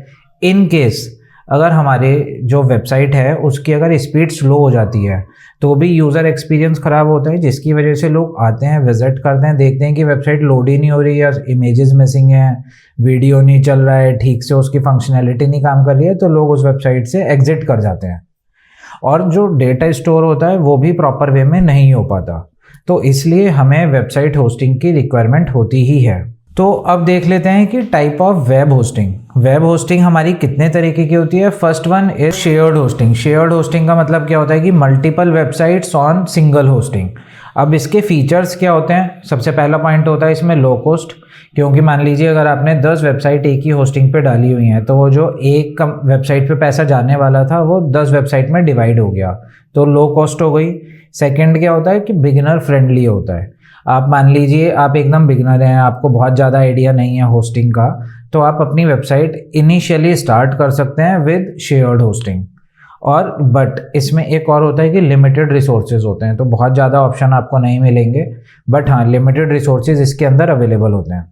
तो सेकंड होता है हमारा VPS होस्टिंग। VPS होस्टिंग क्या होता है कि जो आप तो सर्वर को वर्चुअल पार्ट्स में डिवाइड किया जाता है। अब इसके अंदर फीचर्स देख लेते हैं क्या क्या होते हैं। तो पहला फीचर होता है बेटर परफॉर्मेंस, क्योंकि आपका जो है इसके अंदर वर्चुअल पार्ट्स में आपका जो सर्वर है वो डिवाइड हो गया, तो इसमें आपको बेटर परफॉर्मेंस मिलती है वेबसाइट की, कंट्रोल्स बहुत ज़्यादा मिल जाते हैं आपको। और उसके बाद ये थोड़ा सा मीडियम कॉस्ट होता है, जैसे कि हमने पहले वाला देखा था सर्वर शेयर्ड होस्टिंग, वो लो कॉस्ट होता है, ये हमारा मीडियम कॉस्ट होता है। तो ये बेस्ट किसके लिए हुआ, जो ग्रोइंग बिजनेस है। तो जो हमने पहले देखा था वो फॉर बिगनर्स के लिए था, ये वाला जैसे जैसे बिजनेस आपका बढ़ता जा रहा है तो आप इसको लेवल वाइज भी सेटअप कर सकते हैं। और आपकी वेबसाइट में मान लीजिए मीडियम ट्रैफिक आने लगा, जो आपने स्टार्टिंग में वेबसाइट बनाई थी तब आपका 100 users per day for example आ रहा था और अब आपका 1000 यूजर पर डे ट्रैफिक आना स्टार्ट हो गया। तो इसका मतलब क्या हुआ कि अब आप लो से मॉडरेट की साइड मूव करना स्टार्ट कर रहे हो। उसके बाद थर्ड होता है हमारी होस्टिंग, जो सबसे इंपॉर्टेंट होती है और सबसे अच्छी होस्टिंग जो होती है वो होती है डेडिकेटेड होस्टिंग। तो डेडिकेटेड होस्टिंग क्या होता है कि वो पर्टिकुलर एक होस्ट होता है, एक सर्वर होता है जिसमें सिर्फ आप ही की वेबसाइट चल रही होगी। तो उसमें क्या होता है, क्योंकि वो एक ही वेबसाइट को रन कर रहा है तो उसमें क्या हुआ, हाई स्पीड आएगी, हाई सिक्योरिटी आपको मिल गई। और उसके बाद क्या होता है कि ये कॉस्टली भी पड़ता है। तो जैसे हमने सबसे पहले वाला देखा था वो लो कॉस्ट था, सेकंड वाला मीडियम कॉस्ट था, और ये एक्सपेंसिव होता है क्योंकि इसमें सिर्फ और सिर्फ पूरा का पूरा होस्टिंग सर्वर जो है वो आप ही की एक वेबसाइट के लिए बनाया जाता है, जिस पे कि आप कितना भी ट्रैफिक ले आओ वो सारा का सारा ट्रैफिक झेल जाता है।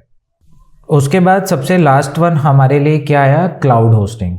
क्लाउड होस्टिंग मीन्स कि वेबसाइट जो है वो मल्टीपल सर्वर पे जा रही है। तो जैसे कि हम देखते हैं कि अमेज़ॉन, अगर हम बात करें इन बड़ी बड़ी वेबसाइट्स के बारे में या फिर गूगल के बारे में, तो आप समझ सकते हो कि गूगल पे इतना ट्रैफिक है कि वो एक नॉर्मल होस्टिंग के अकॉर्डिंग या एक नॉर्मल होस्टिंग पे प्लेटफॉर्म पे नहीं जा सकती गूगल की वेबसाइट। तो ये लोग क्या करते हैं, ये मल्टीपल सर्वर्स को मिला के एक क्लाउड होस्टिंग क्रिएट करते हैं। तो जैसे कि हमने देखा था डेडिकेटेड होस्टिंग पे हमने बात करी कि उसमें एक वेबसाइट जाता है और कितना भी ट्रैफिक आ सकता है, बट एक लिमिटेशन के साथ आ सकता है। अगर मैं अब अमेज़ॉन की बात करूं तो अमेज़ॉन क्या करता है, अमेज़ॉन अपना क्लाउड सर्वर यूज़ करता है क्योंकि उसको भी पता है कि वो पूरे के पूरे ग्लोब में है, उसके पास इतना ट्रैफिक है कि वो एक होस्टिंग सर्वर खरीद के और वहाँ पर अपनी वेबसाइट को होस्ट नहीं कर सकता। तो वो क्या करता है, वो क्लाउड सर्वर, बल्कि अमेज़ॉन का अपना आता है अमेज़ॉन वेब सर्वर के नाम से, बट ये लोग क्लाउड होस्टिंग ही कहलाती हैं सारी की सारी। जैसे आपका गूगल काम कर रहा है या फिर आप किसी और अच्छी वेबसाइट पे, या फिर आपने देखा होगा आपके आईफोन में भी लिखा था क्लाउड स्टोरेज, तो वो किसका पार्ट हो गया, वो क्लाउड होस्टिंग का ही पार्ट होता है क्योंकि उनको मल्टीपल सर्वर को मिक्स करके एक होस्टिंग बनानी होती है।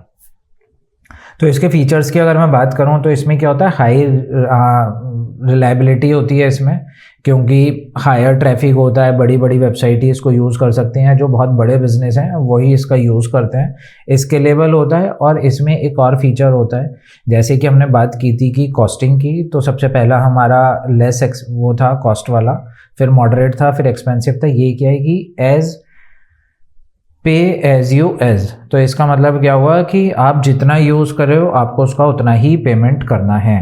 तो अब हम बात करेंगे features of good web hosting. तो feature of good web hosting में सबसे पहला पार्ट होता है अप टाइम का, कि वेबसाइट कितने टाइम ऑनलाइन रहती है, कितने टाइम डाउन हो जाती है, वो आपके लिए बहुत इंपॉर्टेंट है। कि अगर मान लीजिए कि आपकी वेबसाइट पे कोई भी यूज़र आया और उसने देखा कि वेबसाइट आपकी डाउन पड़ी हुई है, तो यूज़र एक्सपीरियंस ख़राब होगा, आपके ब्रांड बिल्डिंग ख़राब होगी, आपका नाम ख़राब होगा।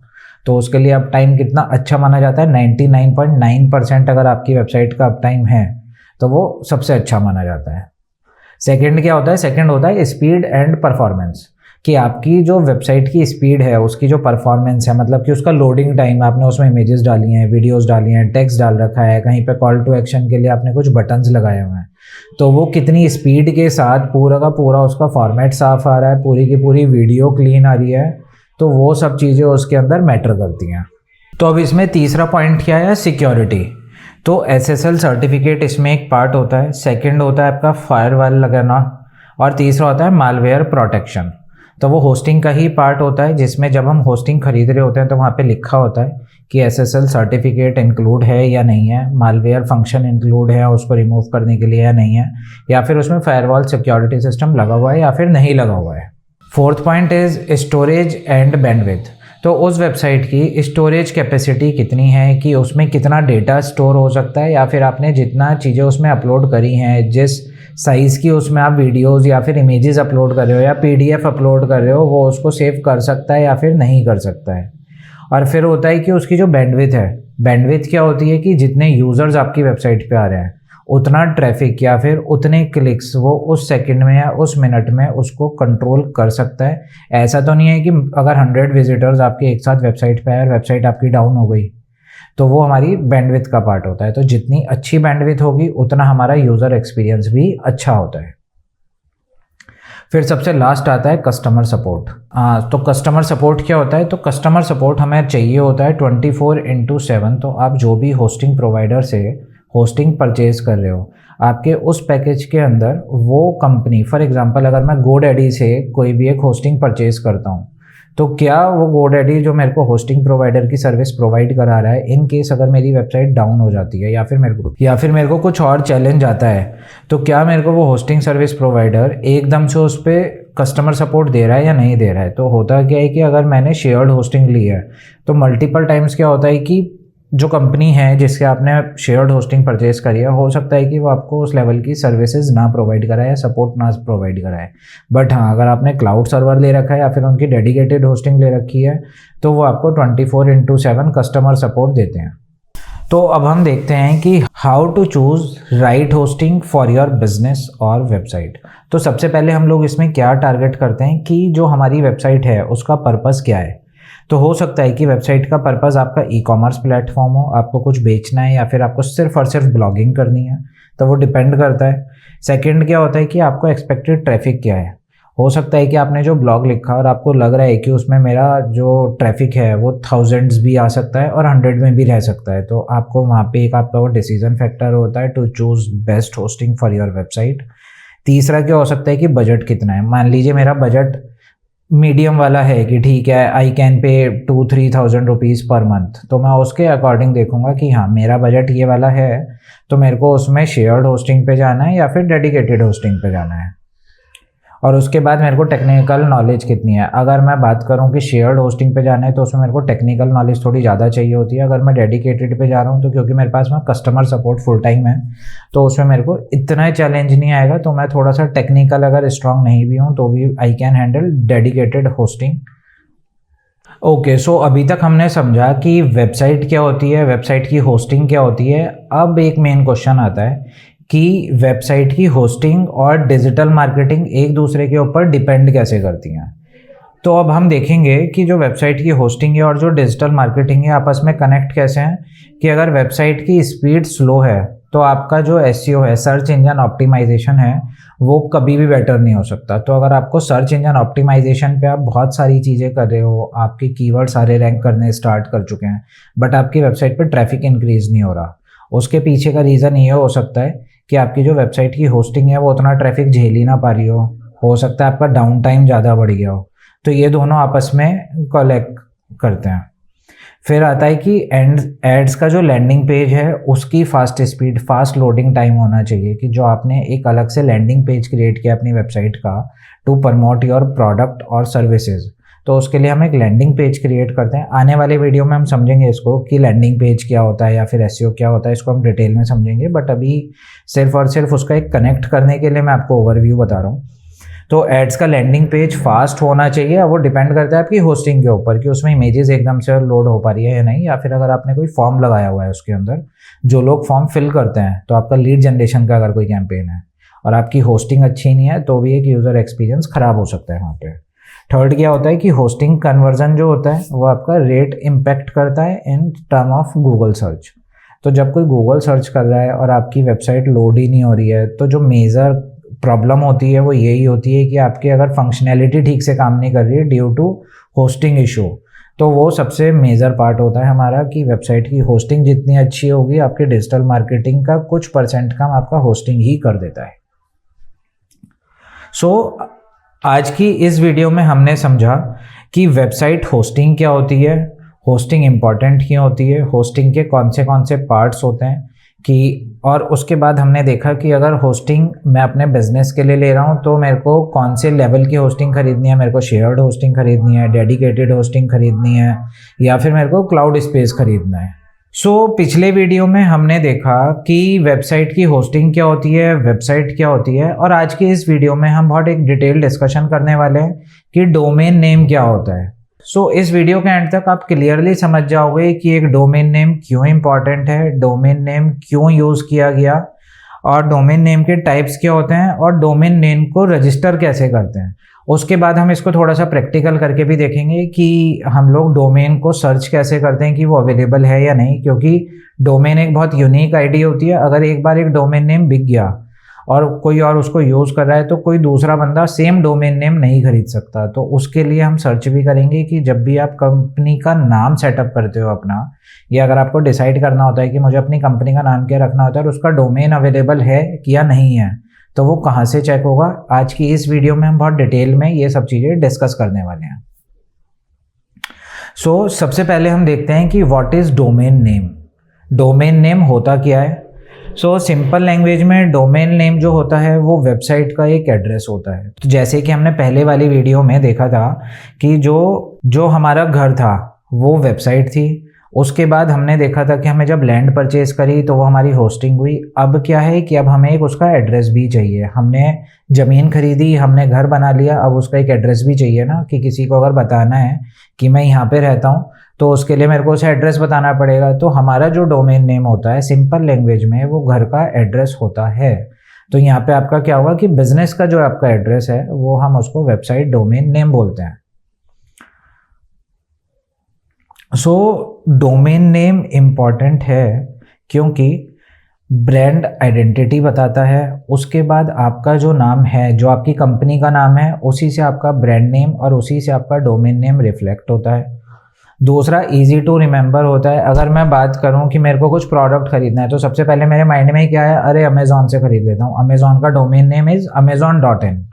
मुझे लग रहा है कि अरे मेरे को कुछ सर्च करना है तो मैं गूगल पे देख लेता हूँ। तो गूगल के लिए क्या है कि मैं सिंपल क्या करूँगा, वेबसाइट पे जाऊँगा, इंटरनेट के थ्रू मैं google.com टाइप करूँगा और गूगल की वेबसाइट मेरे सामने खुल के आ गई। तो इससे क्या पता चल रहा है कि जो डोमेन नेम होता है वो मेरे लिए एक बहुत इंपॉर्टेंट पार्ट होता है कि ट्रैफिक मेरी वेबसाइट पे आना है, ट्रैफिक मेरे बिजनेस के लिए आना है, ट्रैफिक मेरे से सर्विस लेने के लिए किसी को आना है, तो उसको मेरी कंपनी का नाम पता होगा, मेरी वेबसाइट का नाम पता होगा, URL पता होगा, तो वो सिंपली आगे सर्च कर सकता है और अपनी क्वेरी को मेरे पास भेज सकता है।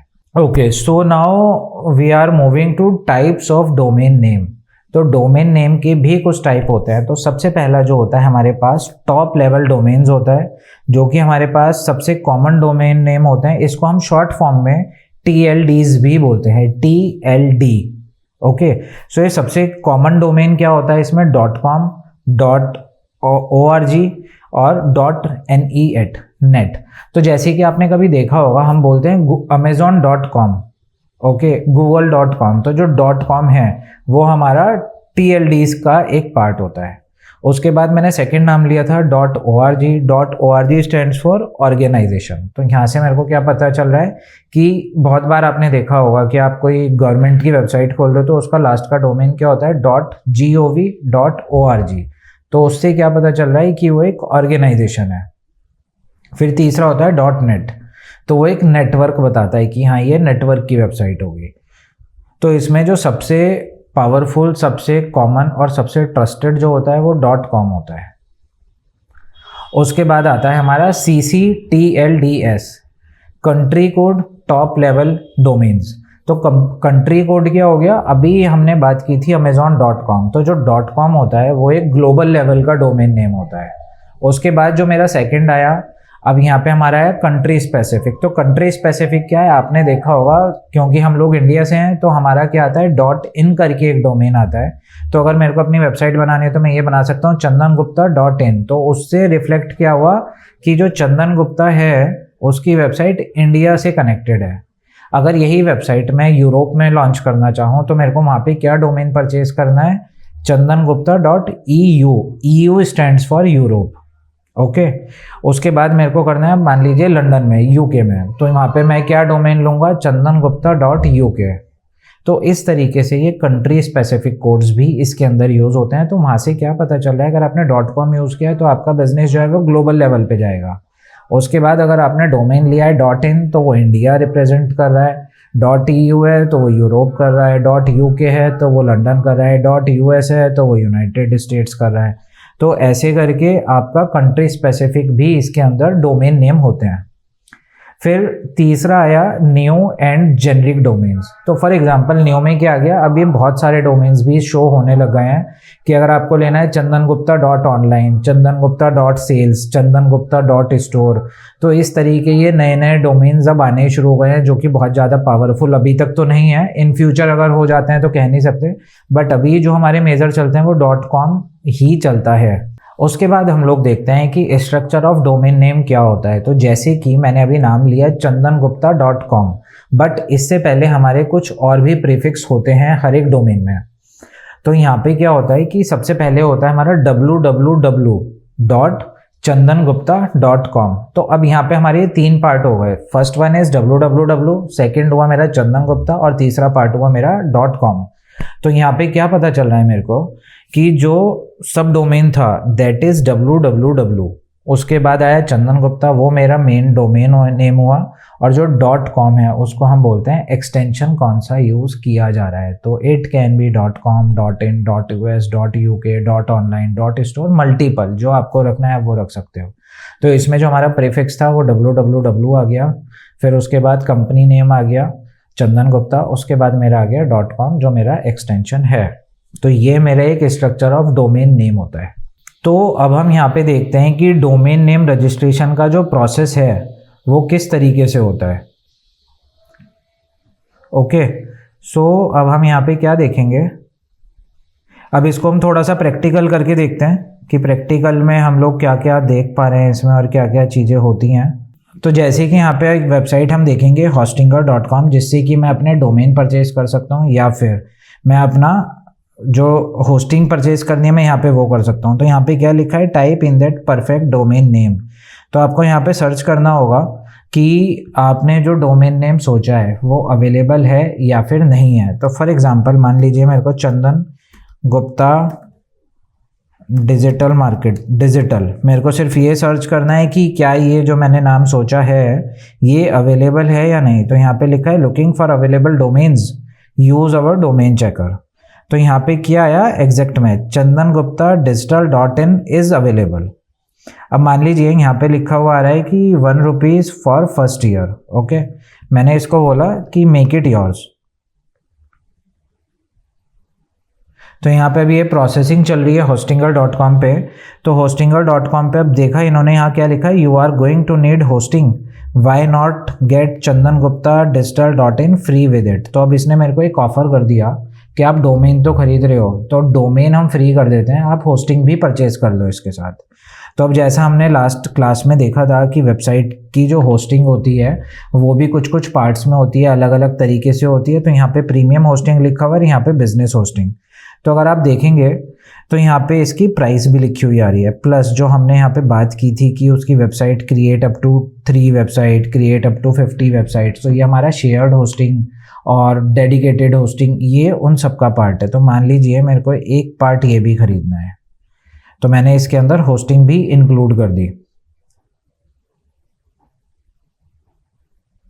अब जब मैंने होस्टिंग इंक्लूड कर दी उसके बाद मेरा डोमेन नेम भी फाइनल हो चुका है। अब सिर्फ मेरे को एक लास्ट प्रोसेस बचता है जिसमें कि मैं यहाँ पे पीरियड सेलेक्ट कर सकता हूँ। मान लीजिए मेरे को 3 साल के लिए अपना डोमेन रजिस्टर करा रहा है ना, उसकी होस्टिंग परचेज करनी है। तो अब इसने क्या बोला कि जो मेरा डोमेन नेम था वो 3 साल के लिए रजिस्टर हो गया। फिर उसके बाद मैंने देखा कि जो होस्टिंग है, होस्टिंग भी मेरे को अगर 3 साल के लिए लेनी है या 4 साल के लिए लेनी है तो मैंने प्रीमियम होस्टिंग भी अपनी सिलेक्ट कर ली, राइट। उसके बाद अब मैंने देखा कि यहाँ पे क्या ऑप्शन दे रहा है, add credibility to your brand with professional email. अब मान लीजिए इनने यहाँ पे क्या ऑप्शन दिया, hello@chandan-gupta digital.in। तो हो सकता है कि मेरे को यहाँ पे सर्विस लेना हो, ऑर्डर लेना हो, सेल्स लेना हो, तो मैं मल्टीपल यहाँ पे कोई भी डोमेन के साथ अपनी 1-2 ईमेल आईडीज बनवा सकता हूँ और मैं यहाँ पे लिख सकता हूँ ऐड ईमेल। ओके, और ईमेल के लिए मेरे को वही, अगर मैंने 48 मंथ्स के लिए एक ईमेल आईडी भी अपनी बनवा ली तो यहाँ पे पूछ रहा है कितने मेल बॉक्सेस चाहिए, तो आपको कितनी ईमेल आईडी परचेज करनी है। तो आप यहाँ पे 2-3 जितनी भी आपको ईमेल आईडी रखनी है आप वो रख सकते हो। उसके बाद ये पूछ रहा है आपको कि एक्स्ट्रा मेल बॉक्स स्टोरेज की रिक्वायरमेंट है, अगर नहीं है तो आप इसको एज इट इज़ छोड़ दो। फिर उसके बाद अब हम चलते हैं, अब हम देखते हैं ऑर्डर समरी मेरी क्या बनी कि डोमेन रजिस्टर मैंने 3 साल के लिए ले लिया, प्रीमियम होस्टिंग प्लान जो था वो मैंने यहाँ पे 4 ईयर्स के लिए ले लिया है। इनने 2 मंथ्स का मेरे को एक्स्ट्रा फ्री ऑफ कॉस्ट दे दिया, तो मतलब मेरे को 48 मंथ्स का प्लान लेना है बट इसने मेरे को 50 मंथ्स के लिए दे दिया। प्लस इसने मेरे को यहाँ पे जो हमने 2 मेल बॉक्स सेलेक्ट किए थे 48 मंथ्स के लिए उसने ये प्लान दिया। उसके बाद मैंने देखा कि सब टोटल मेरा क्या आ गया है 10,390 रुपये। अब मैं यहाँ पे इसको कंटिन्यू करूँगा। कंटिन्यू करने के बाद अब ये मेरे को मेरे साइन अप प्रोसेस पे ले जाएगा, मेरे को लॉगिन करना होगा होस्टिंगर पे। उसके बाद सिर्फ मेरे को पेमेंट प्रोसेस करनी है और ये पूरा का पूरा सेटअप मेरा मेरे को मिल जाएगा। सो ये जो मेरा पूरा प्रोसेस था ये अभी हमने देखा कि डोमेन कैसे खरीदना है, होस्टिंग कैसे खरीदनी है, और फिर उसके बाद पेमेंट करने के बाद हमारे पास जो है, अभी हमारे पास डोमेन आ गया, हमने होस्टिंग भी खरीद ली है उसकी। तो अब हम कुछ टिप्स ले लेते हैं कि अगर मैं डोमेन नेम परचेज कर रहा हूँ तो उसमें हमें क्या क्या चीज़ें इग्नोर करनी चाहिए फॉर बेस्ट डिजिटल मार्केटिंग। तो उसमें सबसे पहला पॉइंट आता है कि हमें नंबर अवॉइड करना चाहिए। तो जैसे आपने देखा, मैंने लिया था ChandanGupta.digital.in, तो मैंने वहाँ पे ये नहीं लिखा कि चंदन गुप्ता डिजिटल 1, चंदन गुप्ता डिजिटल 2। तो ऐसे अगर आप नंबर लास्ट में लेते हो तो वो गूगल उसको ठीक नहीं मानता, तो उसको आपको एसईओ करने में भी दिक्कत आएगी। दूसरा होता है हाइफन्स अवॉइड करना है, तो मतलब आपको उसमें कोई भी हाइफन या फिर कोई और स्पेशल कैरेक्टर नहीं लेना, क्योंकि वो टाइप करने में दिक्कत होती है, रिमेंबर करने में दिक्कत होती है। तो यूज़र जो है वो आपके डोमेन नेम से सर्च आपको करे, तो उसके लिए बेटर होता है कि आप उसमें कोई भी स्पेशल कैरेक्टर ना यूज़ करो। फिर क्या होता है कि उसको शॉर्ट और मीनिंगफुल रखना है। तो जैसे मैंने लिया था भी चंदन गुप्ता डिजिटल, ये भी बहुत बड़ा डोमेन नेम है, आप इसको शॉर्ट में मैं ये भी रख सकता था CG डिजिटल। तो डिजिटल मार्केटिंग से अगर रिलेटेड रखना है तो मैं उसको DM, तो कुछ ना कुछ शॉर्ट फॉर्म आप ऐसे ही बनाओ या फिर स्पेलिंग ऐसी लिखो कि लोगों को वो याद रहे, और टाइप करने में और जो गूगल सर्च में जो हमारी लिमिट होती है कैरेक्टर की, उसके अंदर वो आ जाए। और जब भी आप कोई डोमेन खरीदते हो तो सबसे पहले हमने क्या बात की थी कि हमें कंपनी का नाम जो हम रख रहे हैं, फिर हम उसमें चेक करते हैं कि डोमेन नेम अवेलेबल है, और डोमेन नेम अवेलेबल है तो क्या उसके साथ ट्रेडमार्क भी अवेलेबल है या नहीं। तो उसके लिए सरकारी वेबसाइट होती हैं ट्रेडमार्क की, तो आप वहाँ जाके भी उस नाम को चेक कर सकते हो कि इन फ्यूचर जब आपको अपने प्रोडक्ट के लिए ट्रेडमार्क भी परचेज करना है, GST नंबर परचेज करना है, तो क्या उस नाम की कंपनी आपके पास नाम अवेलेबल है या नहीं है। आज की इस वीडियो में हमने समझा कि डोमेन नेम क्या होता है, उसकी इंपॉर्टेंस क्या होती है, उसको परचेज कैसे किया जाता है, और उसको होस्टिंग के साथ कनेक्ट करना है, और फिर इन दोनों का जो कॉम्बिनेशन होता है वो डिजिटल मार्केटिंग में आपको कैसे हेल्पफुल करता है। तो आई होप आपको डोमेन क्लियर हो गया है। पिछली वीडियो में हमने होस्टिंग क्लियर किया था, तो अब हमारा वेबसाइट, डोमेन, होस्टिंग, ये तीनों पार्ट हमारे कवर हो गए हैं अभी तक के लिए। अभी तक हमने देखा कि वेबसाइट क्या होती है, डोमेन क्या होता है और होस्टिंग क्या होता है। जब ये तीनों हमारे पॉइंट क्लियर हो गए हैं तो आज की इस वीडियो में हम देखेंगे कि वेबसाइट को प्लान कैसे किया जाता है, उसका ऑब्जेक्टिव क्या होना चाहिए, और उसके ऊपर कंटेंट डिलीवरी जो होती है फॉर बेटर यूज़र एक्सपीरियंस वो कैसी होनी चाहिए, और क्या क्या हम स्ट्रक्चर रखते हैं। ओके, इस वीडियो में हम समझेंगे कि वेबसाइट की प्लानिंग क्या होती है, वेबसाइट के ऑब्जेक्टिव क्या होते हैं, वेबसाइट का जो स्ट्रक्चर होता है वो किस टाइप का होना चाहिए, लास्टली वेबसाइट का जो कंटेंट प्लानर होता है वो हम कैसे बनाते हैं या फिर क्या होना चाहिए। तो सबसे पहला पार्ट हमारा क्या आया, व्हाट इज़ वेबसाइट प्लानिंग। तो वेबसाइट का जो प्लान किया जाता है, तो वेबसाइट बनाने से पहले हमारी कुछ प्लानिंग होती है जो कि बहुत क्लियर होनी चाहिए। तो सबसे पहला अगर हम बात करें कि अगर हम बात करें बिना प्लानिंग की जो वेबसाइट होती है, उसमें सबसे बड़ा चैलेंज क्या आता है कि एक तो जो वेबसाइट होती है वो कन्फ्यूज़न क्रिएट करती है। सेकंड हमारा होता है कि यूज़र को समझ में ही नहीं आता कि वेबसाइट किस लिए बनाई गई है और क्यों बनाई गई है, तो उसको हम बोलते हैं बैड यूज़र एक्सपीरियंस। और तीसरा और जो मेजर पॉइंट होता है कि वो रिजल्ट ड्रिवन ही नहीं होता, क्योंकि जो हमने सोचा लेकिन वेबसाइट पे हमने वो दिया ही नहीं, तो फिर वो रिजल्ट ड्रिवन हो ही नहीं सकता।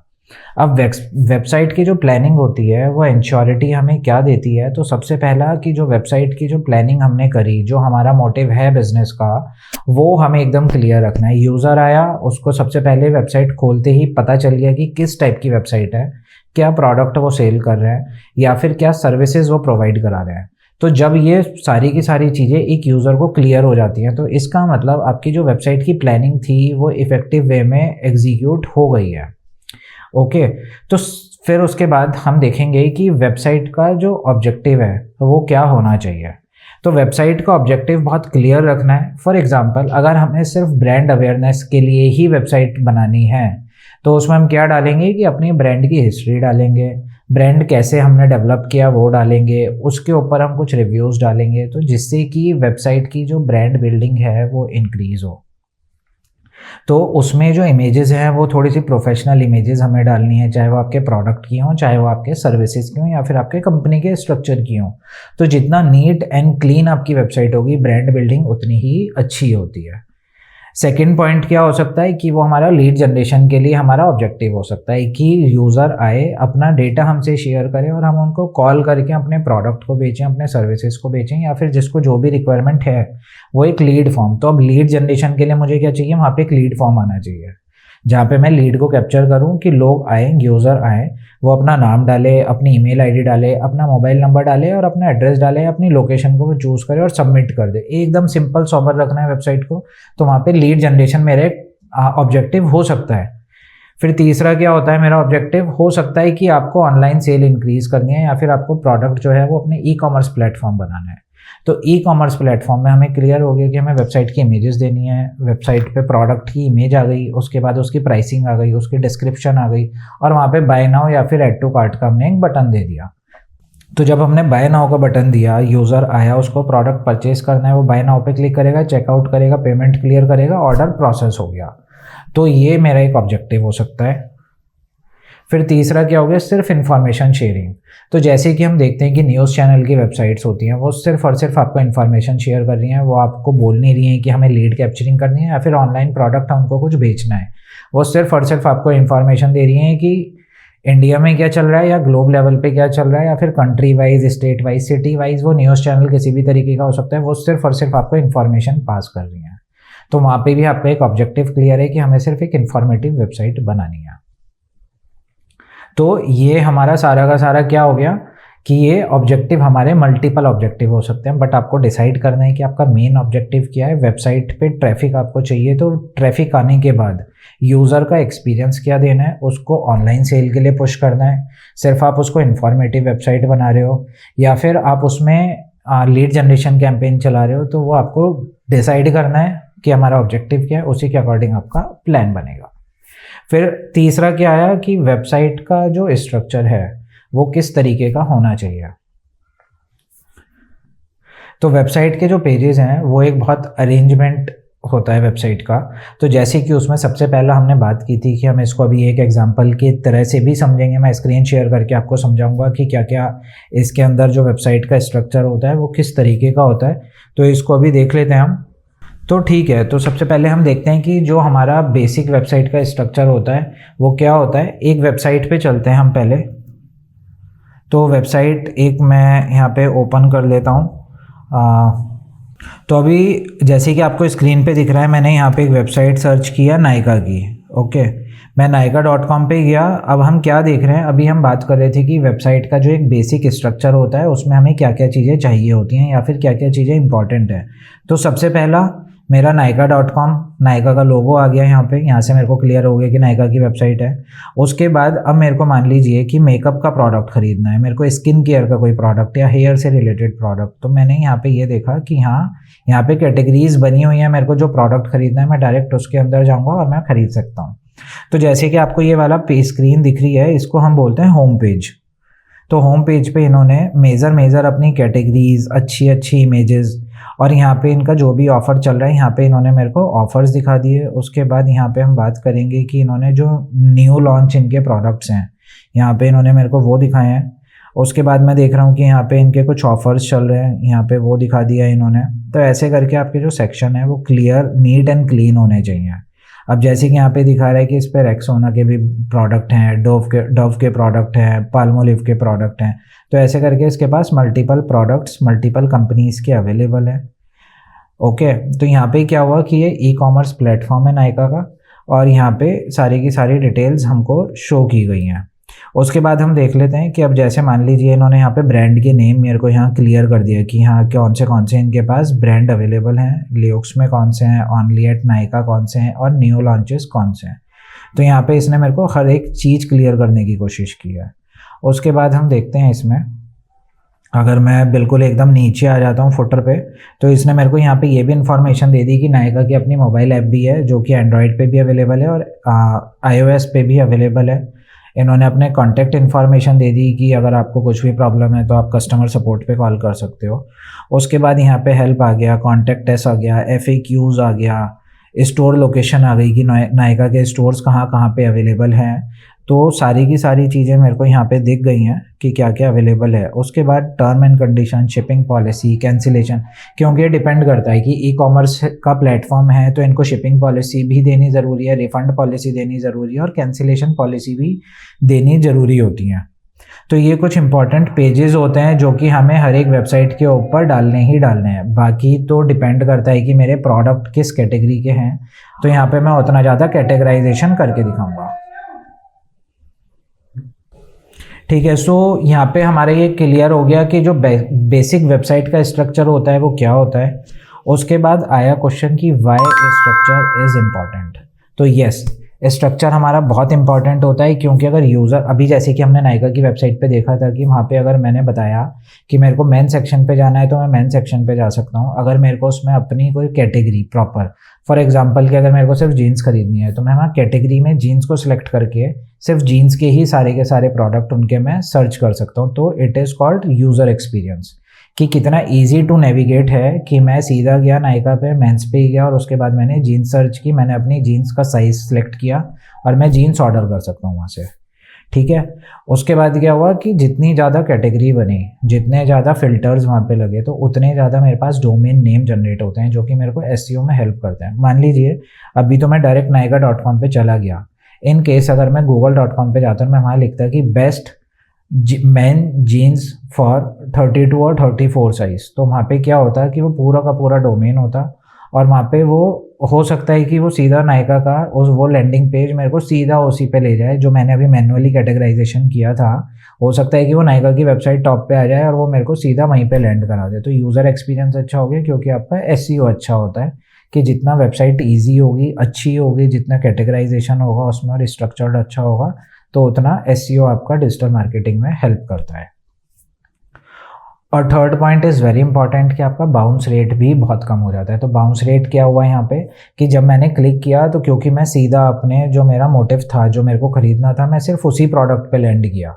ऐसा नहीं था कि मेरे को उसमें 50 मेरे को दिख रहा है कि मेंस और वुमेन्स में अलग नहीं कर सकता, फिर उसके बाद मैं साइज़ पे फ़िल्टर नहीं लगा सकता, मैं एक एक प्रोडक्ट खोल के रखूँगा, तो मेरा यूज़र एक्सपीरियंस ख़राब हो गया। क्योंकि मैं इतनी मेहनत नहीं करूँगा कि हाँ मैं जा रहा हूँ, पहले वहाँ देख रहा हूँ कि अच्छा मेन की है, वुमेन की है, मेन की है, वुमेन की है, फिर उसके बाद मैं साइज़ मैच करता रहूँगा, तो वो वहाँ पे कैटेगराइजेशन अच्छा नहीं हुआ। तो उसका मतलब क्या हुआ कि मेरा यूज़र एक्सपीरियंस टोटल ख़राब हुआ और मैं वेबसाइट वो लेफ्ट करूँगा। हो सकता है मैं किसी और कॉम्पिटिटर की वेबसाइट पर जाके सर्च करना शुरू कर दूँ। तो that is called bounce rate, कि आपका बाउंस रेट क्या जा रहा है। Okay, so now let's move to website content planning. तो जैसे कि हमने इस वीडियो के स्टार्टिंग में बात की थी कि हम लोग वेबसाइट के कंटेंट की प्लान की भी बात करेंगे कि किस टाइप का कंटेंट हमें वेबसाइट पे डालना चाहिए और क्या इंपॉर्टेंट होता है यूज़र प्रोस्पेक्टिव से। सो सबसे पहले हम देख लेते हैं टाइप ऑफ वेबसाइट कंटेंट। तो सबसे पहला क्या हुआ, अभी जैसे हमने नायका की वेबसाइट देखी थी तो उसमें हमें दिख रहा था कि वहाँ कुछ टेक्स्ट भी लिखा हुआ था, कुछ इमेजेस थी, कुछ वीडियो फाइल डली हुई थी। तो इसका मतलब सबसे पहला क्या हुआ हमारा टेक्स्ट कंटेंट।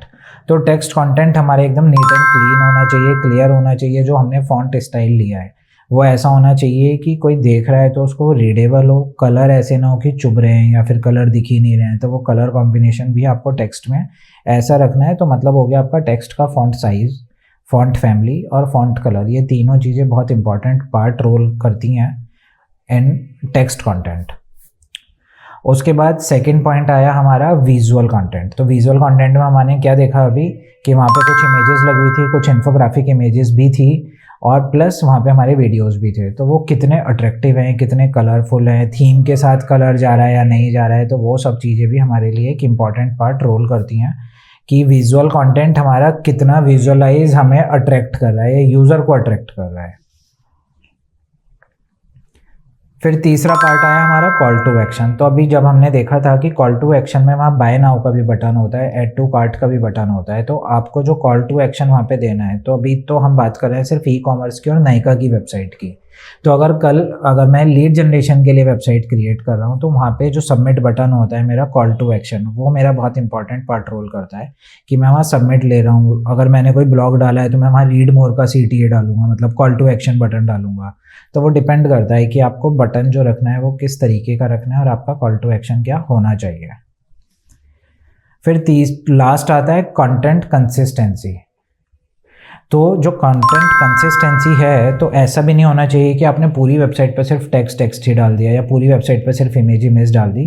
तो आपको वहाँ पे कंटेंट कंसिस्टेंसी रखनी है कि कहीं पे टेक्स्ट आएगा, वो आपका पूरा का पूरा लेआउट पे डिपेंड करता है जो आपने डिज़ाइन रखा है वेबसाइट का, कि वो एक सिंपल थीम बेस्ड होना चाहिए, कलर टोन सेम होनी चाहिए। ऐसा नहीं है कि कहीं पे रेड यूज़ किया और उसकी जगह फिर कहीं पे येलो यूज़ कर लिया, कहीं ब्लैक यूज़ कर रखा है तो कहीं रेड यूज़ कर रखा है। तो वो क्या होता है, मैक्सिमम जो आज के टाइम पे ब्रांड करते हैं कि जो आपने अपना लोगो कलर रखा है तो उसी लोगो कलर से रिलेट आपकी पूरी की पूरी थीम का कलर होना चाहिए वेबसाइट का, उसी के मिक्स एंड मैच होना चाहिए। अगर आपने पेस्टल कलर का लोगो लिया है तो पेस्टल कलर से ही आपको वेबसाइट बनानी चाहिए। और ऐसा नहीं होना चाहिए कि एक सेक्शन आपका एकदम डार्क है, दूसरा सेक्शन एकदम लाइट हो गया, तीसरा सेक्शन मिक्स हो गया। तो वो कंसिस्टेंसी आपको रखनी पड़ेगी कंटेंट में। तो जहाँ पे टेक्स्ट आना चाहिए वहाँ टेक्स्ट आए, जहाँ पे वीडियो आनी चाहिए वहाँ वीडियो है, जहाँ पे इमेजेस आनी चाहिए जो विजुअलाइज अच्छा लगे वो। तो अभी हमने देख लिया कि वेबसाइट के कंटेंट की जो प्लानिंग होती है वो किस तरीके से होती है और किन किन पार्ट्स पे डिवाइड होती है। अब हम देखते हैं कि वेबसाइट की प्लानिंग और डिजिटल मार्केटिंग आपस में कनेक्ट कैसे कर रहे हैं। तो जो वेबसाइट की प्लानिंग डायरेक्टली डिजिटल मार्केटिंग से ही कनेक्टेड होती है। तो सबसे पहले हमने बात की थी कि एसईओ के लिए स्ट्रक्चर बहुत अच्छा होना चाहिए। तो वेबसाइट का जो एसईओ के लिए स्ट्रक्चर चाहिए, क्योंकि पूरा लेआउट और वेबसाइट ज़्यादा हैवी ना हो, यूज़र एक्सपीरियंस बहुत अच्छा हो, तो हमारा एसईओ बाय डिफ़ॉल्ट ही अच्छा हो जाता है। दूसरा आता है हमारा एड्स के लिए लैंडिंग पेज क्रिएट करना। जब हम एक थीम बेस्ड वेबसाइट क्रिएट कर रहे हैं, उसके पैरेलल अगर मेरे को लीड जनरेशन कैंपेन चलाना है तो मैं उसके लिए ऐड रन करूँगा। ऐड रन करने के लिए क्या होता है कि हमें एक ही वेबसाइट के लैंडिंग पेज पे वो इतना अट्रैक्टिव बनाना है कि लोगों को देखते ही समझ में आ जाए कि मैं कौन सी सर्विस प्रोवाइड करा रहा हूँ, क्या प्रोडक्ट मैं यहाँ बेच रहा हूँ, जिसकी वजह से वो आके और उस पर कॉल टू एक्शन पे क्लिक करें। कॉल टू एक्शन में मैंने क्या बटन रखा है वो उस पर क्लिक करें और उसके बाद उस पर वो अपना एक्शन को ले। तीसरा हो गया कंटेंट मार्केटिंग। वेबसाइट के लिए सबसे ज़्यादा यूज़फुल होती है। जितना ज़्यादा कंटेंट आपका वेबसाइट का पड़ा होगा उतना ही बेनिफिट होता है, क्योंकि लोग सर्च करते हैं। सर्च टर्म में सारे प्रोडक्ट्स अगर आपके ट्रैफिक में आने शुरू हो जाते हैं, सर्च इंजन पे आने शुरू हो जाते हैं, लोगों को पता होता है कि हाँ ये वाला प्रोडक्ट इस वेबसाइट पे तो मिल ही जाएगा, तो वो आपका ऑटोमेटिकली डिजिटल मार्केटिंग में बहुत हेल्प करता है।